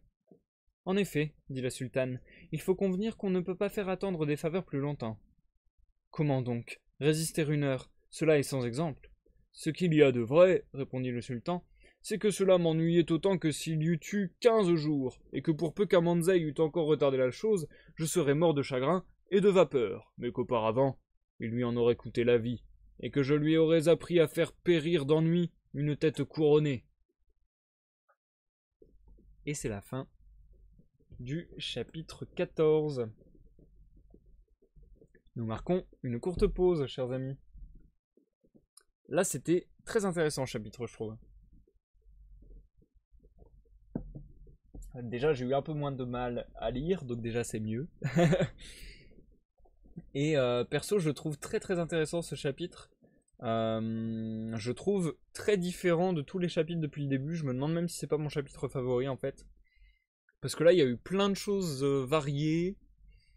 Il y a eu beaucoup de commentaires du sultan, de la sultane et d'Amanzei qui étaient vachement intéressants, qui font écho au titre du chapitre d'ailleurs. C'était quoi déjà le titre? C'était qui contient moins de faits que de discours. Et du coup, voilà, on a clairement ce truc là où le sultan il veut juste qu'on lui donne plein de faits, qu'il se passe plein de choses. Et c'est tout ce qui l'intéresse dans les histoires et dans les contes. Si bien que là, il a jamais autant menacé de tuer Amanzei. Alors que Amanzei et la sultane, au contraire, ils aiment bien aller plus dans le fond des choses, dans la description des personnages très très profonde, très très aboutie. Et j'ai trouvé ça vachement plus intéressant du coup, ce discours métatextuel entre guillemets. Euh, voilà, ce discours, ce texte qui parle lui-même entre guillemets de la manière d'écrire un texte intéressant. Et du coup, c'est marrant de voir ouais, des points de vue divergents là-dessus entre le sultan qui passe la majeure partie du temps pour un bouffon qui ne comprend rien, qui du coup se plaint de tout ça. De toute manière, dès que ça part en réflexion, en morale, en philosophie, etc., c'est pas pour le sultan. Et ouais, du coup, tout ça, j'ai trouvé ça vachement cool. Et après, ce que j'ai trouvé très cool aussi, du coup, c'est Zulika qui se fait malmener par Mazulim, qui est, enfin, du coup, voilà, qui est puni entre guillemets, si on peut voir les choses de cette manière, de ses vices. Mais en fait, c'est ça qui est important à voir, c'est que justement, là, on parle d'amour et en fait, l'amour a des raisons que la raison ignore, comme on dit. Et même si c'est pas du tout une phrase en rapport à l'amour, si je dis pas de conneries. Il me semble que c'est une, je sais plus où j'avais appris ça. J'avais appris que cette phrase n'avait aucun rapport à l'amour, ça voulait pas du tout parler d'amour. Je crois que c'est Blaise Pascal qui disait ça, et que c'était pas du tout par rapport à l'amour. Enfin bon, bref. Mais en tout cas, c'est vraiment ça qu'illustre ce chapitre, je trouve, dans le sens où, en fait, Zulika et Nassès se trouvent dans la même situation, clairement. C'est-à-dire qu'ils se trouvent dans la situation d'aimer quelqu'un qui ne l'aime pas, et ils ont tous les deux ce délire mental de se dire... Enfin, comment dire? Ils ont tous les deux cette dichotomie entre la raison et le cœur. Ils ont tous les deux la dichotomie entre la pensée et le sentiment. C'est-à-dire que Zulika, elle se défend à mort d'aimer Mazulim, et c'est pas du tout dans sa personnalité d'aimer quelqu'un comme ça, etc., etc. Et pourtant, elle peut pas faire autrement que d'aimer Mazulim. Et c'est la même illustration en fait avec Nassès qui, alors là c'est même un peu plus pervers dans la démonstration de ça. Et du coup, Nassès, je trouve, c'est un énorme forceur. Parce que en gros, Nassès parle d'amour comme il parlerait de logique. Sauf que l'amour, c'est pas logique. Et du coup, je trouve qu'il essaie de... En un sens, il essaie de manipuler et d'amener petit à petit, logiquement, Zulika à l'aimer et à répondre à ses attentes. Alors qu'en fait, il fait juste une énorme pression dessus, quoi. Mais en fait, il se fourvoie totalement. Enfin, c'est pour ça que personnellement, je déteste la drague et je déteste le terme de draguer, etc., etc. Enfin, parce que pour moi, draguer, etc., c'est pas de l'amour. Pour moi, draguer, c'est mentir. Pour moi, draguer, c'est mettre en place des stratagèmes pour essayer de faire que l'autre se rende compte qu'elle nous aime, même si elle nous aime pas. Et pour moi, c'est exactement ce que fait Nassès là. C'est vraiment prendre l'amour comme un problème raisonnable, comme un problème logique, comme un problème de pensée. Et dire, mais non, mais regardez, Zulika, c'est tout à fait logique. Vous pensez comme ça, moi je pense comme ça et je ressens tel sentiment. Du coup, si on pense comme ça, bah forcément, il faut que vous vous mettiez avec moi, c'est logique. Enfin, et je trouve ça d'une perversité, d'un narcissisme, d'un égoïsme et d'une bêtise monstrueuse. Et du coup, ouais, je trouve que c'est vraiment ce qu'illustre ce chapitre parfaitement au travers des sentiments de Zulika pour Mazulim et au travers des entreprises mises en place par Nassès pour charmer Zulika, que l'amour, c'est pas du tout raisonnable, c'est pas du tout une affaire de jugeote, c'est pas du tout une affaire d'intelligence, de pensée, etc. C'est vraiment une affaire de sentiment, de ressenti, de je t'aime pas. C'est voilà, il y a pas de raison logique à aimer quelqu'un et on peut pas. D'ailleurs, je pense qu'en vérité, c'est la raison pour laquelle beaucoup de gens souffrent énormément d'être rejetés en fait. C'est parce que il n'y a pas de logique et qu'on en cherche à tout prix. Forcément, c'est injuste parce que bah, c'est de l'amour. L'amour, c'est injuste. Enfin, l'amour, ça n'a pas de logique. Et du coup, je pense que c'est un truc qui fait que les gens sont très blessés par l'amour. C'est de se dire, mais putain, il y a toutes les raisons qu'on forme un couple génial. Pourquoi elle m'aime pas? Bah ouais, sauf que l'amour, c'est pas ah oui, ce serait un bon couple. L'amour, c'est je l'aime ou je l'aime pas, point barre. Donc ouais. Franchement, je trouve ce chapitre très bien imagé et très bien construit et très parlant sur ces sujets-là. Enfin voilà, après, bien sûr, tout ce que je viens de dire, ce n'est que mon interprétation, tout ça, mais si vous avez la vôtre, n'hésitez pas à la partager également. Mais ouais, j'ai trouvé ce chapitre très intéressant et je pense, pour le moment, mon préféré de l'œuvre. Et du coup, le chapitre à venir semble être dans la même veine, puisque le titre est qui n'amusera pas ceux que les précédents ont ennuyés. Donc en gros, si vous pensez comme le sultan de tout ce qu'on vient de lire, a priori le chapitre à venir va vous ennuyer. et du coup, oui, voilà, bah oui, c'était ça. Je m'en rappelais plus. Merci Zikael de me remettre ça en tête. En effet, l'amour a ses raisons que la raison ignore de Blaise Pascal, c'est une citation en rapport à la religion et pas à l'amour. Voilà. Je savais bien que c'était pas par rapport à l'amour, mais je savais plus par rapport à quoi. Merci Zikael. Ouais, franchement, j'ai bien kiffé. J'ai bien kiffé ce chapitre. C'était hyper cool. Bref, du coup, je suis très chaud à lire le suivant, surtout si on nous annonce qu'il va être entre guillemets calqué sur les précédents. Alors, Zikael, si on rationalise tous l'amour, c'est parfait, on est tous heureux. Ah, je suis pas tout à fait d'accord. C'est une théorie, mais j'avoue que je suis pas tout à fait d'accord.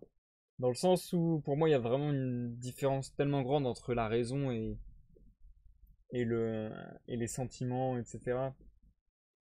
La preuve en est que on peut avoir, euh, enfin, pour moi, en tout cas, la preuve en est qu'on peut avoir un sentiment de bonheur ou être heureux en faisant quelque chose qu'on sait raisonnablement être con, être destructeur, être négatif. Donc ouais. Zikael, t'es pas d'accord parce que tu penses que c'est pas possible. Oula. Alors attention, là on commence à partir dans des débats à plusieurs échelons. Il va falloir que je réfléchisse à ce que tu viens de dire. Alors, si on rationalise tous l'amour, c'est parfait, on est tous heureux. T'es pas d'accord parce que tu penses que c'est pas possible.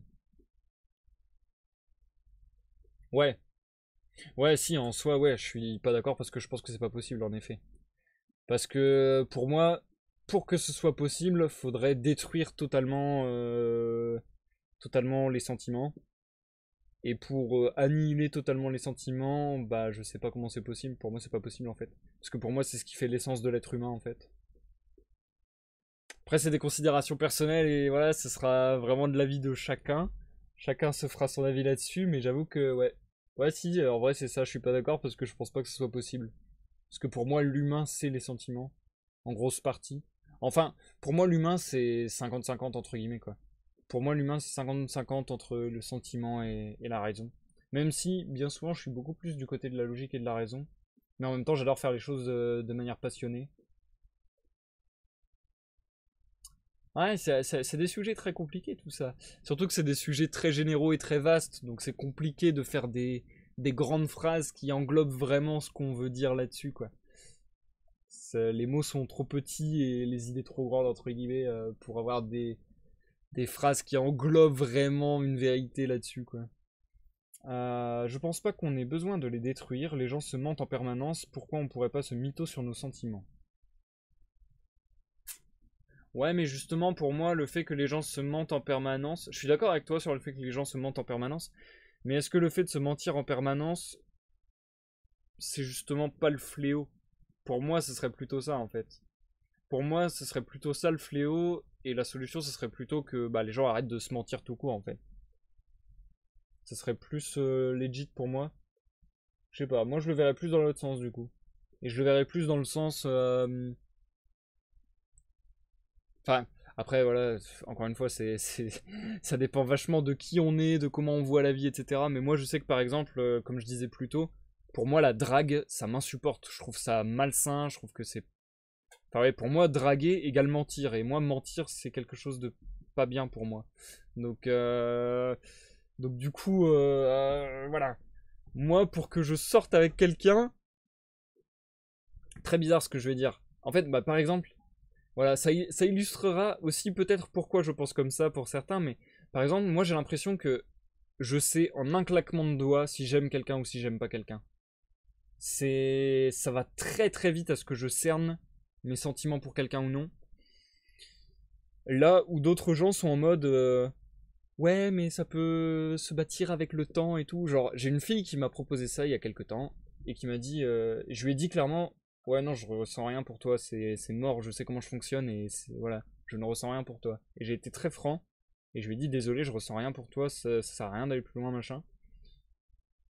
Et elle était en mode, bah attends, on peut sortir ensemble et puis peut-être que tu verras, peut-être que ça arrivera et tout. Et j'étais en mode, mais bah, je trouve que c'est un peu des arguments à la Nasses, quoi.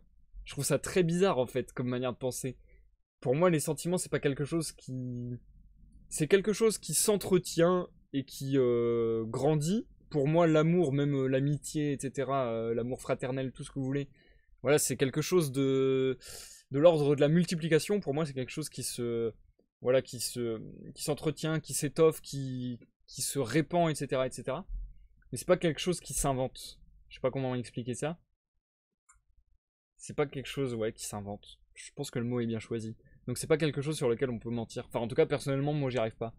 Et du coup, j'étais en mode, avec cette demoiselle, j'étais en mode, bah non, désolé, je sais comment je fonctionne et là, j'ai aucun sentiment, il y en a pas qui vont popper, en fait. Je sais comment je fonctionne. Donc, ouais.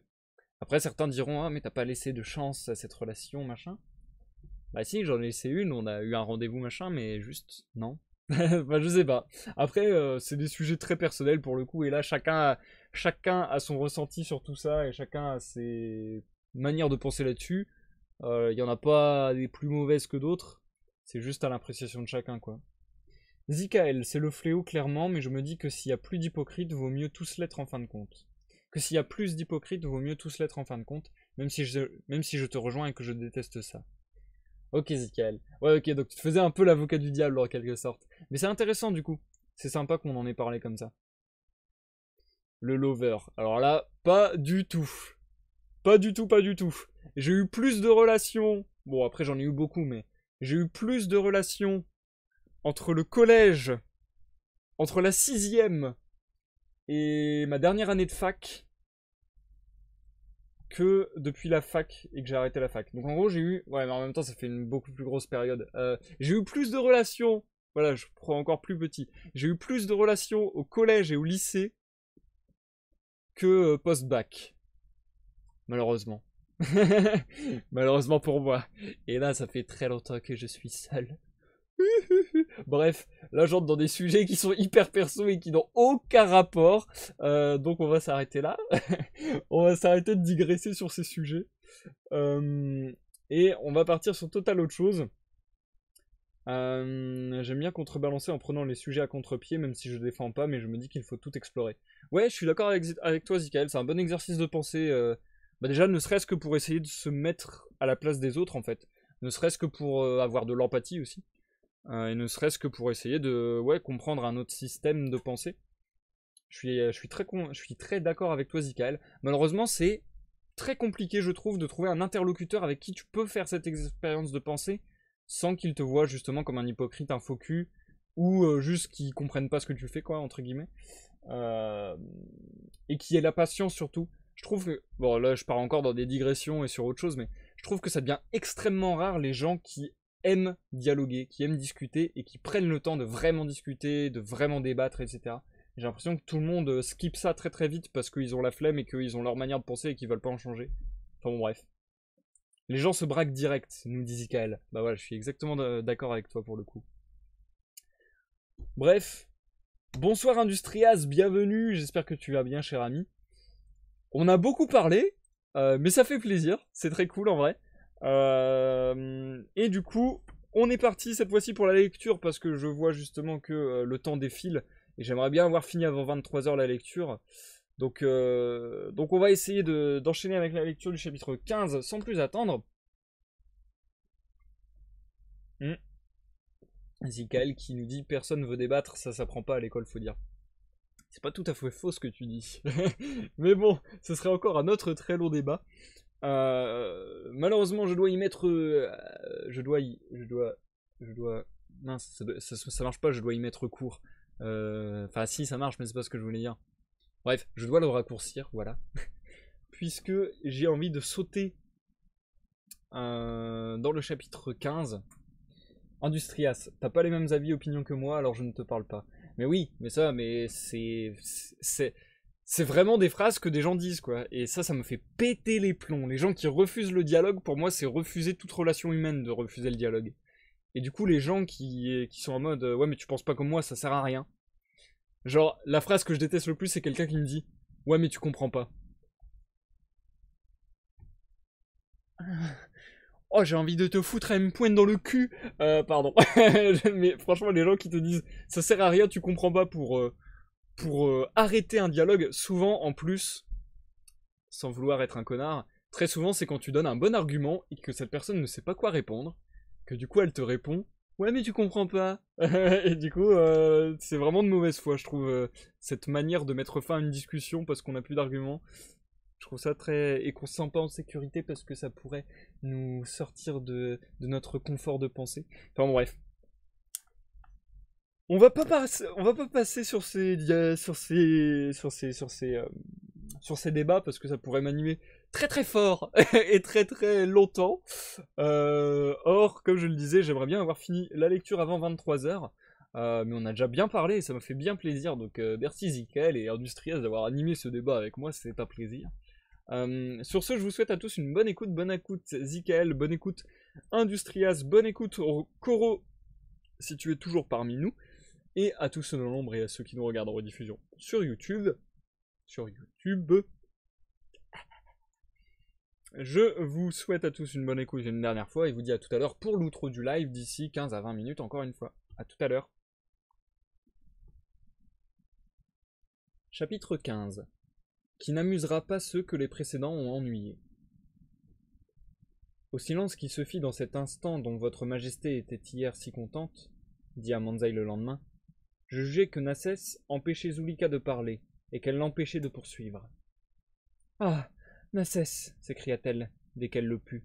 Nassès, songez-vous à ce que vous faites, si vous m'aimiez. Plus Nassès craignait les reproches de Zulika, moins il lui laissait la liberté de lui en faire. Jamais je n'ai mieux qu'en cet instant conçu combien il est avantageux d'être opiniâtre avec les femmes. Mais écoutez-moi, disait Zulika. Nassès, écoutez-moi. Voulez-vous donc que je vous déteste? Tout mot qui, entrecoupé, prononcé faiblement, perdait leur force et n'imposait pas. Zulika vit bien qu'il était inutile qu'elle parlât davantage à un homme perdu dans ses transports, et à qui l'on aurait, sans aucun fruit, dit les plus belles choses du monde. Que faire? Ce qu'elle fit. Après s'être précautionnée contre les entreprises que Nassès, au milieu de son trouble, tentait avec toute la témérité possible, et s'être mise à cet égard hors de toute crainte, elle attendit patiemment qu'il fût en état d'entendre les discours qu'elle lui préparait sur ses impertinences. Nassès, cependant, soit pour obtenir plus aisément son pardon, soit qu'en effet Zulika l'eût troublé, ne la laissa en liberté que pour tomber sur son sein, et dans un abattement qui ne devait pas le laisser sensible à quelque autre chose qu'à l'état où il se trouvait. Embarras nouveau pour Zulika, car à quoi sert-il de parler à quelqu'un qui ne saurait entendre? Ce qui, en cet instant, pouvait lui rendre moins pénible le silence auquel elle était forcée, c'est qu'il n'y avait pas d'apparence que Nassès eût l'esprit assez libre pour faire dessus des commentaires. Elle tenta pourtant de se retirer tout à fait d'entre ses bras, et n'y réussit point. Quand il revint de son trouble, Il avait l'air si tendre, si tendre. Ses premiers regards errèrent sur Zulika d'une façon si touchante. Il referma les yeux si languissamment, poussa de si profonds soupirs, que loin de pouvoir lui montrer autant de colère qu'elle s'en était flattée, elle commença, malgré son insensibilité naturelle, à se sentir émue et à partager ses transports. Cette vertueuse personne était perdue, si Nassès eût pu s'apercevoir des mouvements dont elle était agitée. Nassès, enfin, rendu à lui-même, saisit la main de Zulika. « Nassès, lui dit-elle d'un ton colère, est-ce ainsi que vous croyez vous faire aimer ?» Nassès s'excusa sur la violence de son ardeur qui, disait-il, ne lui avait pas permis plus de ménagement. Zulika lui soutint que l'amour, quand il est sincère, était toujours accompagné de respect, et que l'on avait des façons aussi peu mesurées que les siennes qu'avec les femmes que l'on méprisait. Lui, de son côté, soutint qu'il n'y avait qu'à celles qui inspiraient des désirs que l'on manquait de respect, et que rien ne devait mieux prouver à Zulika la force du sien que l'emportement qu'elle s'obstinait à condamner en lui. « Si je vous avais moins estimé, poursuivit-il, je vous aurais demandé ce que je viens de ravir, mais quelque légères que soient les faveurs que je vous ai dérobées, je n'ignorais pas que vous me les refusiez. Sûr de les obtenir de vous, je n'aurais pas songé à ne les devoir qu'à moi-même. Plus on pense bien d'une femme, plus on est forcé d'être coupable auprès d'elle de trop de hardiesse. Rien n'est si vrai. »« Je n'en crois pas un mot, répondit Zulika, mais quand ce que vous venez de me dire serait vrai, c'est toujours une règle établie de ne pas commencer l'aveu de ses sentiments par des façons aussi singulières que celles que vous avez. Supposez que j'eusse brusqué les choses autant que vous le dites, répliqua-t-il. Ce serait encore une attention pour vous dont vous devriez me remercier. Non, reprit-elle avec impatience, vous avez dans l'esprit des opinions d'une bizarrerie dont rien n'approche. Il est plaisant, répartit-il, que ces opinions que vous traitez de bizarres soient toutes fondées en raison. Celle que vous me reprochez actuellement est d'une vérité que sûrement je vous serais... Celle que vous me reprochez actuellement est d'une vérité que sûrement je vous ferai sentir, car non seulement vous avez de l'esprit, mais encore vous l'avez juste, mérite assez rare dans votre sexe pour que l'on puisse vous en féliciter. Le compliment ne me séduit pas, dit-elle d'un ton brusque, et je vous avertis que je n'en fais que le cas que je dois. C'est sans doute un désagrément pour moi, répondit-il, de vous voir si peu sensible au discours obligeant que je vous tiens. En un mot, monsieur, interrompit-elle, pour entreprendre de certaines choses, il faut au moins avoir persuadé. Trouvez bon que je vous le dise. Je vous entends, madame, reprit-il. Vous voulez que je vous perde dans le monde, eh bien, je vous y perdrai.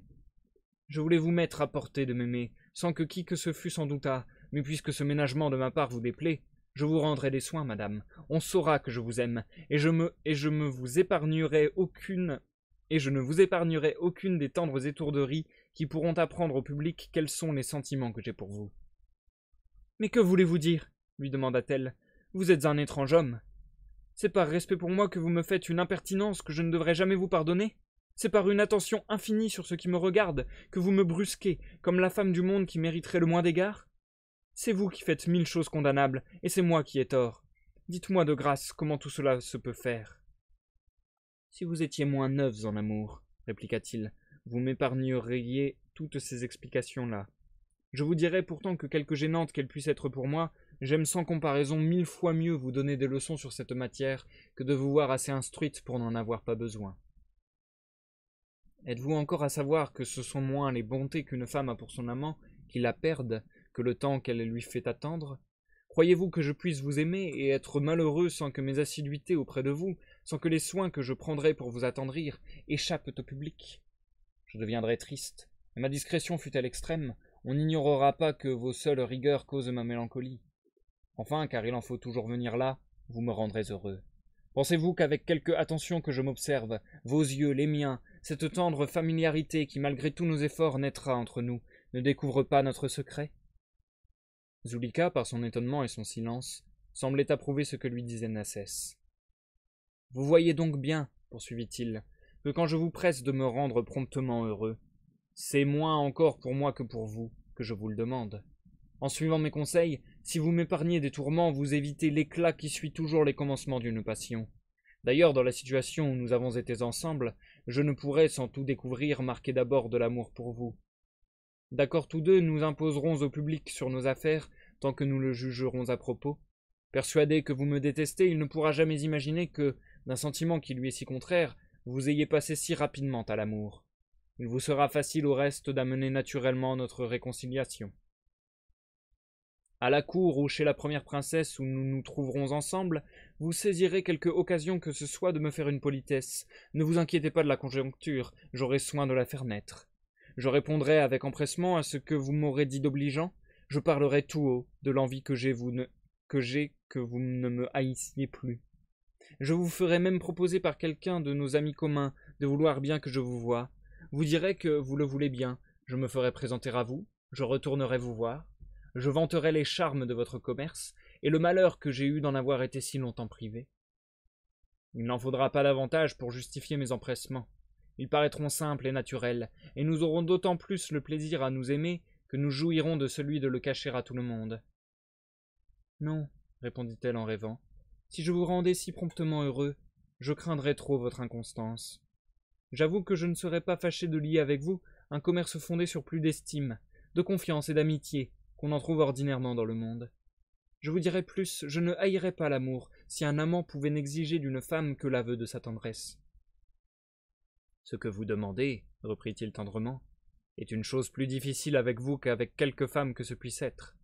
J'avoue aussi que quelque peu que vous accordiez, on doit en être plus flatté que d'obtenir tout d'une autre. Mais Zulika, croyez-moi, je vous adore, vous m'aimez, faites le bonheur de l'homme du monde qui ressent pour vous la passion la plus vive. Si vous saviez borner vos désirs, répondit-elle avec émotion, et que ce que l'on pourrait vous accorder ne fût pas pour vous un droit de demander davantage, on pourrait essayer de vous rendre moins malheureux, mais... Non, Zulika, interrompit-il vivement, vous serez contente de mon obéissance.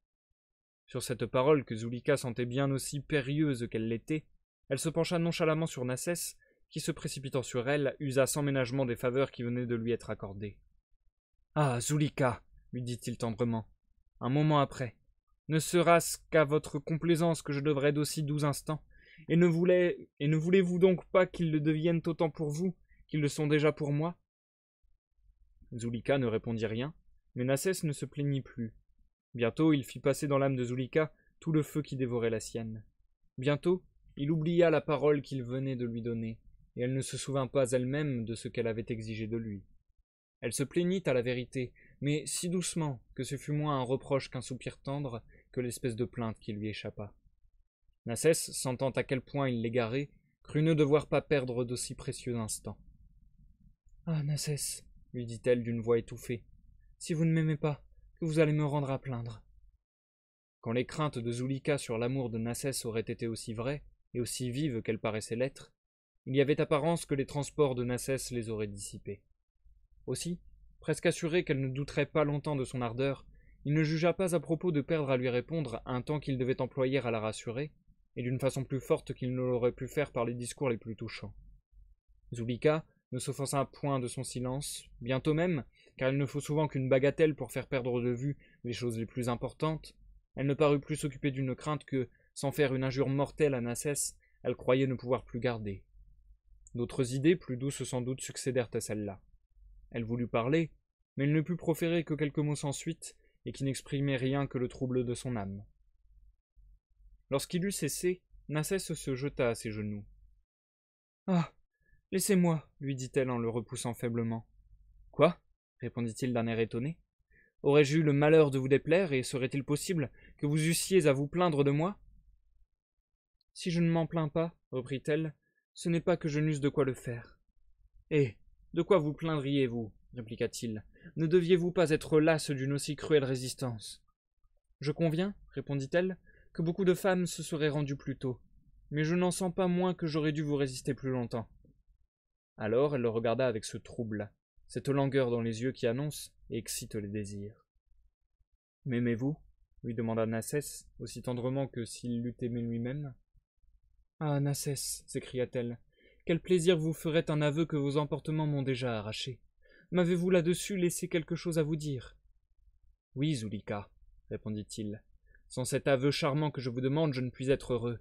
Sans lui, je ne puis jamais me regarder que comme un ravisseur. »« Ah, voulez-vous me laisser un si cruel reproche à me faire ?»« Oui, Nassès, dit-elle en soupirant.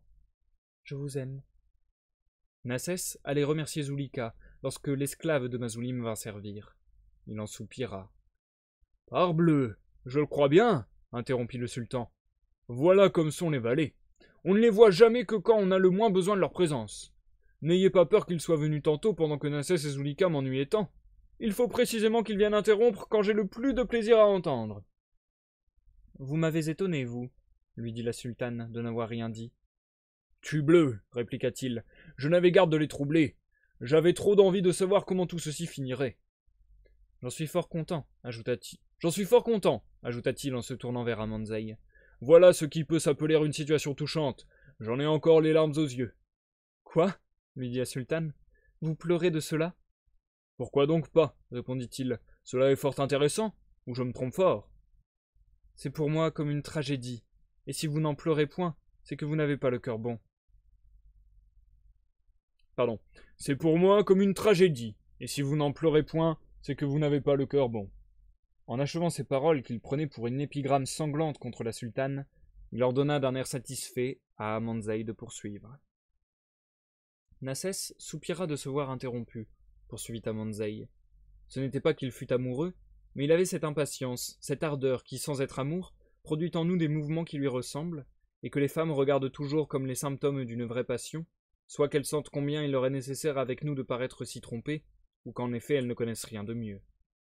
Zulika, qui n'attribuait qu'à ses charmes l'impatience qu'elle remarquait dans Nassès, en avait toute la reconnaissance possible, mais pour soutenir ce caractère de personne réservée qu'elle s'était donné, elle lui fit signe, en lui serrant la main, d'avoir devant l'esclave de Mazulim un peu de circonspection. Ils se mirent à table. Après le souper, « Tout doucement, s'il vous plaît, interrompit Shabam. Je veux, si cela ne vous déplaît pas, les voir souper. J'aime sur toute chose les propos de table. Vous avez dans l'esprit une inconséquence bien singulière, lui dit la sultane. Vous vous êtes impatienté 1000 fois à des discours qui étaient nécessaires, et vous en demandez actuellement qui, absolument hors de l'histoire qu'on vous raconte, ne peuvent que l'allonger. Eh bien, répondit le sultan, si je veux être inconséquent, moi, y a-t-il quelqu'un ici qui puisse m'en empêcher? Voyons. Je veux bien qu'on apprenne qu'un sultan est fait pour raisonner comme il lui plaît, que tous mes ancêtres ont eu le même privilège que celui qu'on me dispute, que jamais femme bel esprit n'a eu le crédit de les empêcher de parler comme ils voulaient, et que ma grand-mère, même à qui je crois, vous n'avez pas l'audace de vous comparer, n'a jamais eu celle de contredire Shahriar mon aïeul, fils de Shamamoun, qui engendra Chatekni, lequel, ce que j'en dis au reste, continua-t-il plus modérément, c'est plus pour vous faire voir que je sais ma généalogie, que pour contrarier personne, et vous pouvez poursuivre. Amanzaï? C'est, dit Zulika, un instant après qu'elle se fut mise à table, une chose bien singulière que la façon dont les événements les plus marqués de notre vie sont amenés. Qui dirait à une femme, vous aimerez ce soir, à la fureur, un homme, non seulement auquel vous n'avez jamais pensé, mais que même vous haïssez. Et elle ne le croirait pas. Et pourtant il n'est pas sans exemple que cela arrive. Je vous en réponds, répartit Nassès, et je serais bien fâché que cela n'arrivât pas. De plus, il est certain que rien n'est si commun que de voir les femmes aimer violemment quelqu'un qu'elles voient pour la première fois, ou qu'elles ont haï. C'est même de là que naissent les passions les plus vives. Et pourtant, reprit-elle, vous trouvez des gens, mais je dis beaucoup, qui vous soutiennent qu'il n'y a presque point de coup de sympathie. Savez-vous, répondit Nassès, qui sont les gens qui soutiennent cela? Ce sont ou de jeunes gens qui ne connaissent pas encore le monde, ou des femmes dont l'esprit est prude et le cœur froid, de ces femmes indolentes qui ne prennent une passion qu'avec toutes les précautions possibles, ne s'enflamment que par degrés, et vous font acheter bien cher un cœur où vous trouvez toujours plus de remords que de tendresse, et dont vous ne jouissez jamais parfaitement. Eh bien, répondit-elle, ces femmes-là, toutes ridicules qu'elles sont, ont encore des partisans, et moi qui vous parle, il n'y a pas bien longtemps que je pensais comme elles. Vous, répliqua-t-il, mais savez-vous bien que vous avez tous les préjugés qu'on peut avoir? Cela se peut, reprit-elle, mais actuellement j'en ai un de moins, car je crois au coup de sympathie. Quant à moi, dit-il, je sais qu'ils sont fort communs. Je connais même une femme qui y est si sujette qu'elle en trouve ordinairement 3 ou 4 dans la journée. Ah, Nassès, s'écria-t-elle, cela n'est pas possible. Quand vous diriez simplement que cela n'est pas ordinaire, savez-vous bien, répartit-il, que vous vous tromperiez encore et qu'une femme qui a le malheur d'être née fort tendre, si pourtant c'en est un, ne peut pas répondre un moment d'elle-même? Je vous suppose, vous, dans la nécessité de m'aimer. Que ferez-vous? Je vous aimerai, répondit-elle. Eh bien, supposez à présent, continua-t-il, une femme qui soit dans la nécessité d'aimer par jour 3 ou 4 hommes. Je la trouve bien à plaindre, dit-elle. Soit, j'en conviens. Mais que voulez-vous qu'elle fasse? Qu'elle fuit, me direz-vous. Mais on ne va pas loin dans une chambre. Quand on s'y est promené quelque temps, on s'est lassé. Il faut s'asseoir. Il faut se rasseoir. Cet objet qui vous a frappé est toujours présent à vos yeux. Les désirs se sont irrités par la résistance qu'on a faite, et la nécessité d'aimer, loin d'en être diminuée, n'en est devenue que plus prenante. Mais, répondit-elle en rêvant, en aimer 4. Puisque le nombre vous choque, répliqua-t-il, j'en note 2. Ah, dit-elle, cela devient plus vraisemblable, et plus possible même. Que de façons pourtant n'avez-vous pas faites, s'écria-t-il, pour n'en aimer qu'un? Taisez-vous, lui dit-elle en souriant. Je ne sais où vous prenez tous les raisonnements que vous me faites, et où je prends moi toutes les réponses que je vous fais. Dans la nature, répondit-il. Vous êtes vrai sans art, vous m'aimez assez pour ne vouloir rien me cacher de ce que vous pensez, et je vous en estime d'autant plus qu'il y a bien peu de femmes qui aient autant de vérité dans le caractère. Avec tous ces propos, et quelques autres qui ne furent pas intéressants, Nassès parvint à gagner le dessert. Il fut à peine servi que, se voyant sans témoin, il se leva avec feu, et se mettant aux genoux de Zulika, « Vous m'aimez, lui dit-il. »« Eh, ne vous l'ai-je pas assez dit ?» répondit-elle languissamment. « Ciel !» s'écria-t-il en se relevant et en la prenant dans ses bras. « Puis-je trop vous l'entendre dire, et pouvez-vous trop me le prouver ?»« Ah, Nassès, répondit-elle, en se laissant aller sur lui et sur moi. Quel usage faites-vous de ma faiblesse? Eh, que diable, dit le sultan. Voulait-elle donc qu'il en fît? Ceci n'est pas mauvais. Elle aurait, je crois, été bien fâchée qu'il l'eût laissé plus tranquille. Non, les femmes sont d'une singularité bien singulière. Elles ne savent jamais ce qu'elles veulent. On ignore toujours comme on est avec elles. Quelle colère, interrompit la sultane. Quel torrent d'épigrammes. Que vous avons-nous donc fait? Non, dit le sultan, c'est sans colère que je dis tout cela. Est-ce que pour trouver les femmes ridicules on a besoin d'être fâché contre elles? Vous êtes d'une causticité sans exemple, lui dit la sultane, et je crains bien que vous qui haïssez dans tant les beaux esprits, vous n'en deveniez un incessamment. C'est cette Zulika qui m'a fâché, repartit le sultan. Je n'aime point les façons déplacées. Que votre majesté prenne moins d'humeur contre elle, dit Amanzaï. Elle n'en fit pas longtemps. Et c'est la fin du chapitre 15, les amis. Nous passons à l'outro de ce live. Aïe, aïe, aïe, aïe, aïe, non. Non, pas ça, non, Zulika, non. Un Zulika qui m'a déçu dans ce chapitre. Nassès, le gros connard. Bon, après, je vais peut-être pas être si définitif dans ce que je dis, parce que peut-être que vous avez, vous, chers lecteurs, un autre avis sur la lecture. Mais Nassès, le gros forceur énorme qui est parvenu à ses fins, qui a grave forcé, grave forcé. Ah, c'est trop triste. C'est trop triste. Bon, après, apparemment, ils sont heureux en définitive, alors du coup, pourquoi pas? Pourquoi pas? Mais ouais, c'est dommage, c'est dommage, c'est dommage. En tout cas, c'est la sultane et Amanzaï sont vraiment de plus en plus de mèche, entre guillemets, sont de plus en plus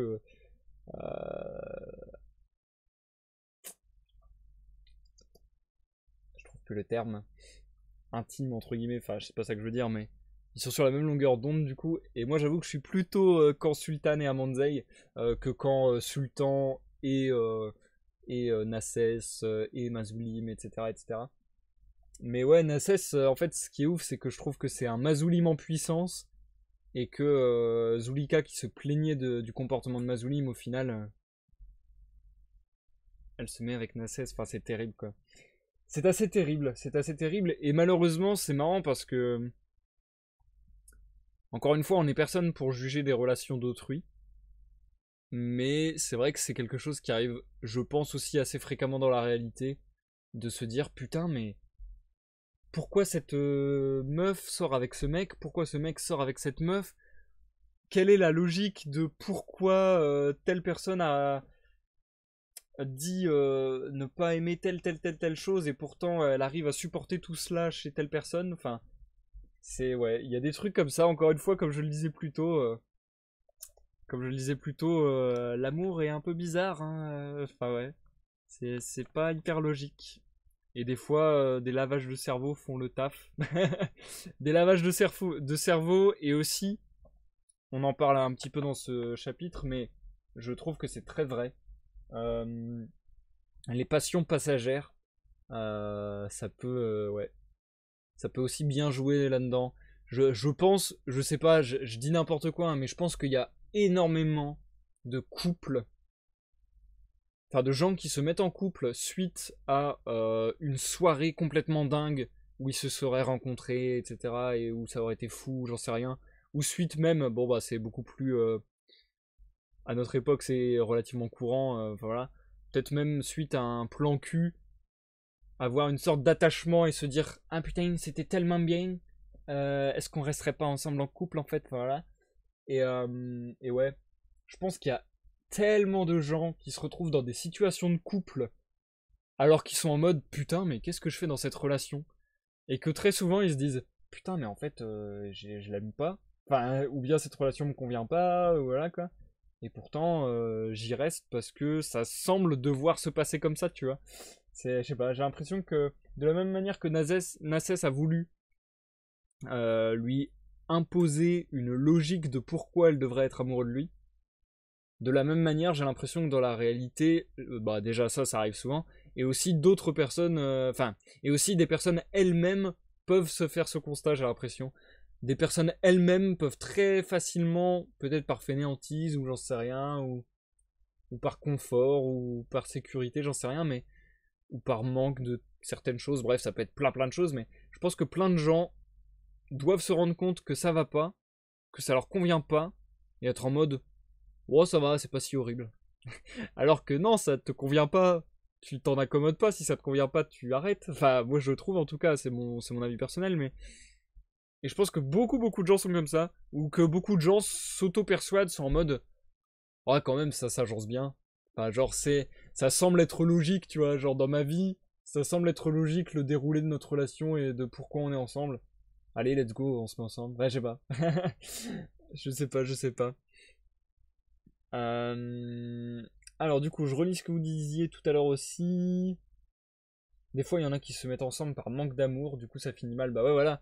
Ça, typique exemple très probant, j'avoue. Industria, je suis pas du tout d'accord avec toi, je vais même pas relever. Par contre, oui, en effet, on devrait dire YouTube. Mais je suis pitoyable pour parler en anglais. En fait, c'est bizarre parce que j'ai l'impression que quand je chante en anglais, j'ai plutôt un bon accent. Mais pour parler en anglais, il y a une époque où ça allait, mais plus les années passent et plus je suis pitoyable pour parler en anglais. C'est fou. Enfin, je sais parler, mais j'ai pas du tout l'accent et je le perds de plus en plus. Et du coup, Zikael qui disait live débat à venir, c'est marrant parce que c'est déjà quelque chose qui est venu sur le tapis plusieurs fois. Il y a déjà pas mal de gens, ouais, il y a déjà pas mal de gens qui m'ont réclamé des lives de débat. Et j'avoue que je sais pas si j'ai envie de faire ce genre de choses. Parce que le truc, c'est que pour moi, ça met sur un pied d'inégalité de ouf, en fait, de faire un débat en live. Rien que le concept de débat en live, je trouve ça pas ça en débat, entre guillemets, dans le sens où il y a une inégalité dans la force, dans les impacts de ce qu'on peut dire entre celui qui est devant la caméra et qui fait le guignol et ceux qui sont sur le chat ou dans les commentaires, etc. Du coup, ça me dérange déjà cette inégalité. Et en plus, comme vient de le dire Zikael, en plus ça peut être risqué. C'est-à-dire que je peux donner des opinions et prendre toutes les pincettes que je veux. Il y a quand même des gens qui arriveront à me prêter des idées qui ne sont pas les miennes, et ainsi de suite. Donc c'est chaud de s'exposer à ce point-là aussi, je pense. Je sais pas. En fait, encore une fois, c'est du fait de ce principe d'inégalité, du fait que bah moi je vous vois pas et je ne parle pas directement avec vous. En fait, du fait que vous me voyez, que je ne vous vois pas, du fait que je parle à l'oral et que vous parlez à l'écrit, ce qui n'est pas du tout la même manière de s'exprimer, etc. Parce qu'à l'écrit on peut être plus réfléchi, à l'oral on peut plus facilement dériver ou glisser entre guillemets. Voilà, tout un tas de choses qui font que vous me l'avez déjà réclamé, j'y ai déjà pensé, j'y ai déjà songé, et en même temps, je trouve ça hyper casse-gueule, donc je sais pas si je me prêterai un jour à cet exercice. À moins que voilà, ce soit dans le cadre d'un live lecture comme là ce soir, ça a été le cas, ou même dans un autre live si à un moment ça s'y prête quoi. Je sais pas. Voilà, exactement, point Godwin, détail de l'histoire, tout ce genre de choses, ça peut aller très vite. Du coup, on en a terminé pour le live de ce soir. J'ai vraiment bien apprécié les chapitres du soir. C'est pour ça que le live a duré un petit peu plus longtemps que ce que j'aurais cru, mais ouais, les chapitres du soir m'ont vraiment davantage plu. On a eu beaucoup plus d'interventions du sultan et de réponses de la sultane et d'Amanzai. Donc j'ai trouvé ça bien plus intéressant sur ces points-là. Et aussi le fait qu'on s'attache à un même couple et à des mêmes personnages un peu plus longtemps. Donc à savoir Zulika. Je pense d'ailleurs que la découpe en première et en seconde partie du bouquin, c'est parce que depuis la seconde partie, grosso modo, on parle de Zulika. Et ouais, le fait qu'on s'attache davantage à des personnages plus longtemps, plus longuement, c'est aussi sympa pour un petit peu, comment dire, étoffer, étoffer l'histoire, construire l'histoire, etc. Bref. Donc ouais, franchement, je pense que ça a été mes chapitres favoris en fait ce soir quasiment, de toute la lecture. Bref, sur ce, on se retrouve pour le chapitre 16, 17 et 18 dès mardi à 21h. Je vous rappelle que jusqu'au vendredi 13 décembre, il y aura un live tous les jours. D'ailleurs, vendredi 13 décembre, on terminera la lecture du Sofa de Crébillon. D'ici là, il y aura des lives de gaming sur Sea of Thieves, mercredi, présentation de la mage. Un live de découverte sur l'univers de League of Legends dimanche dans l'après-midi et non le soir parce qu'il y a le mode clash et que j'y participe. Donc voilà, je ne serai pas disponible le soir.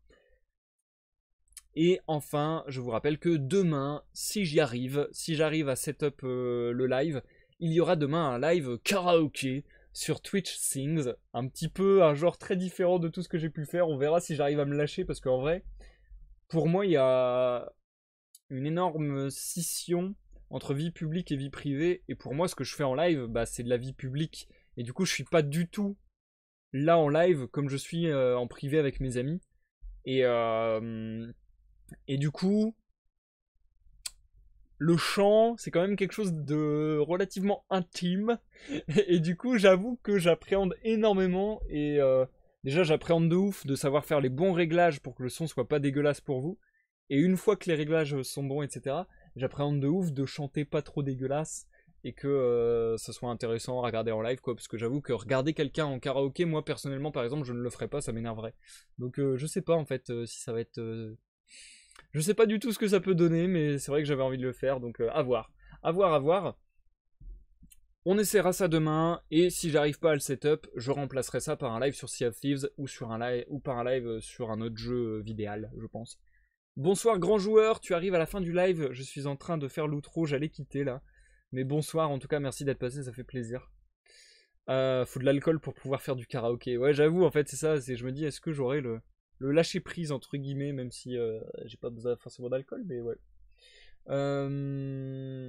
Consommer avec modération, chers amis. Et du coup, quelle heure demain demande Industrias?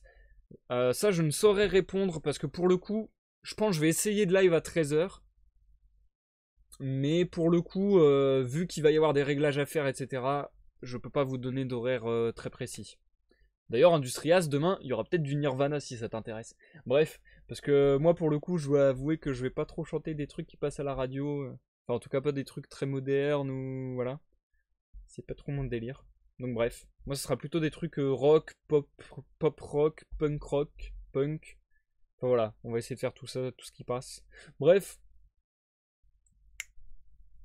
Je vous remercie tous de m'avoir suivi sur le live de ce soir, c'était vraiment agréable, on a bien parlé et tout, enfin j'ai vraiment kiffé le live de ce soir, donc merci beaucoup, c'est grâce à vous aussi. Merci Industrias, Zikael, Grand Joueur, ou encore Koro d'être passé, ça m'a fait bien plaisir. Je vous souhaite à tous de passer une bonne soirée, une bonne nuit, et je vous dis à la prochaine pour une prochaine lecture, une prochaine découverte, ou une prochaine partie de gaming. Bye bye.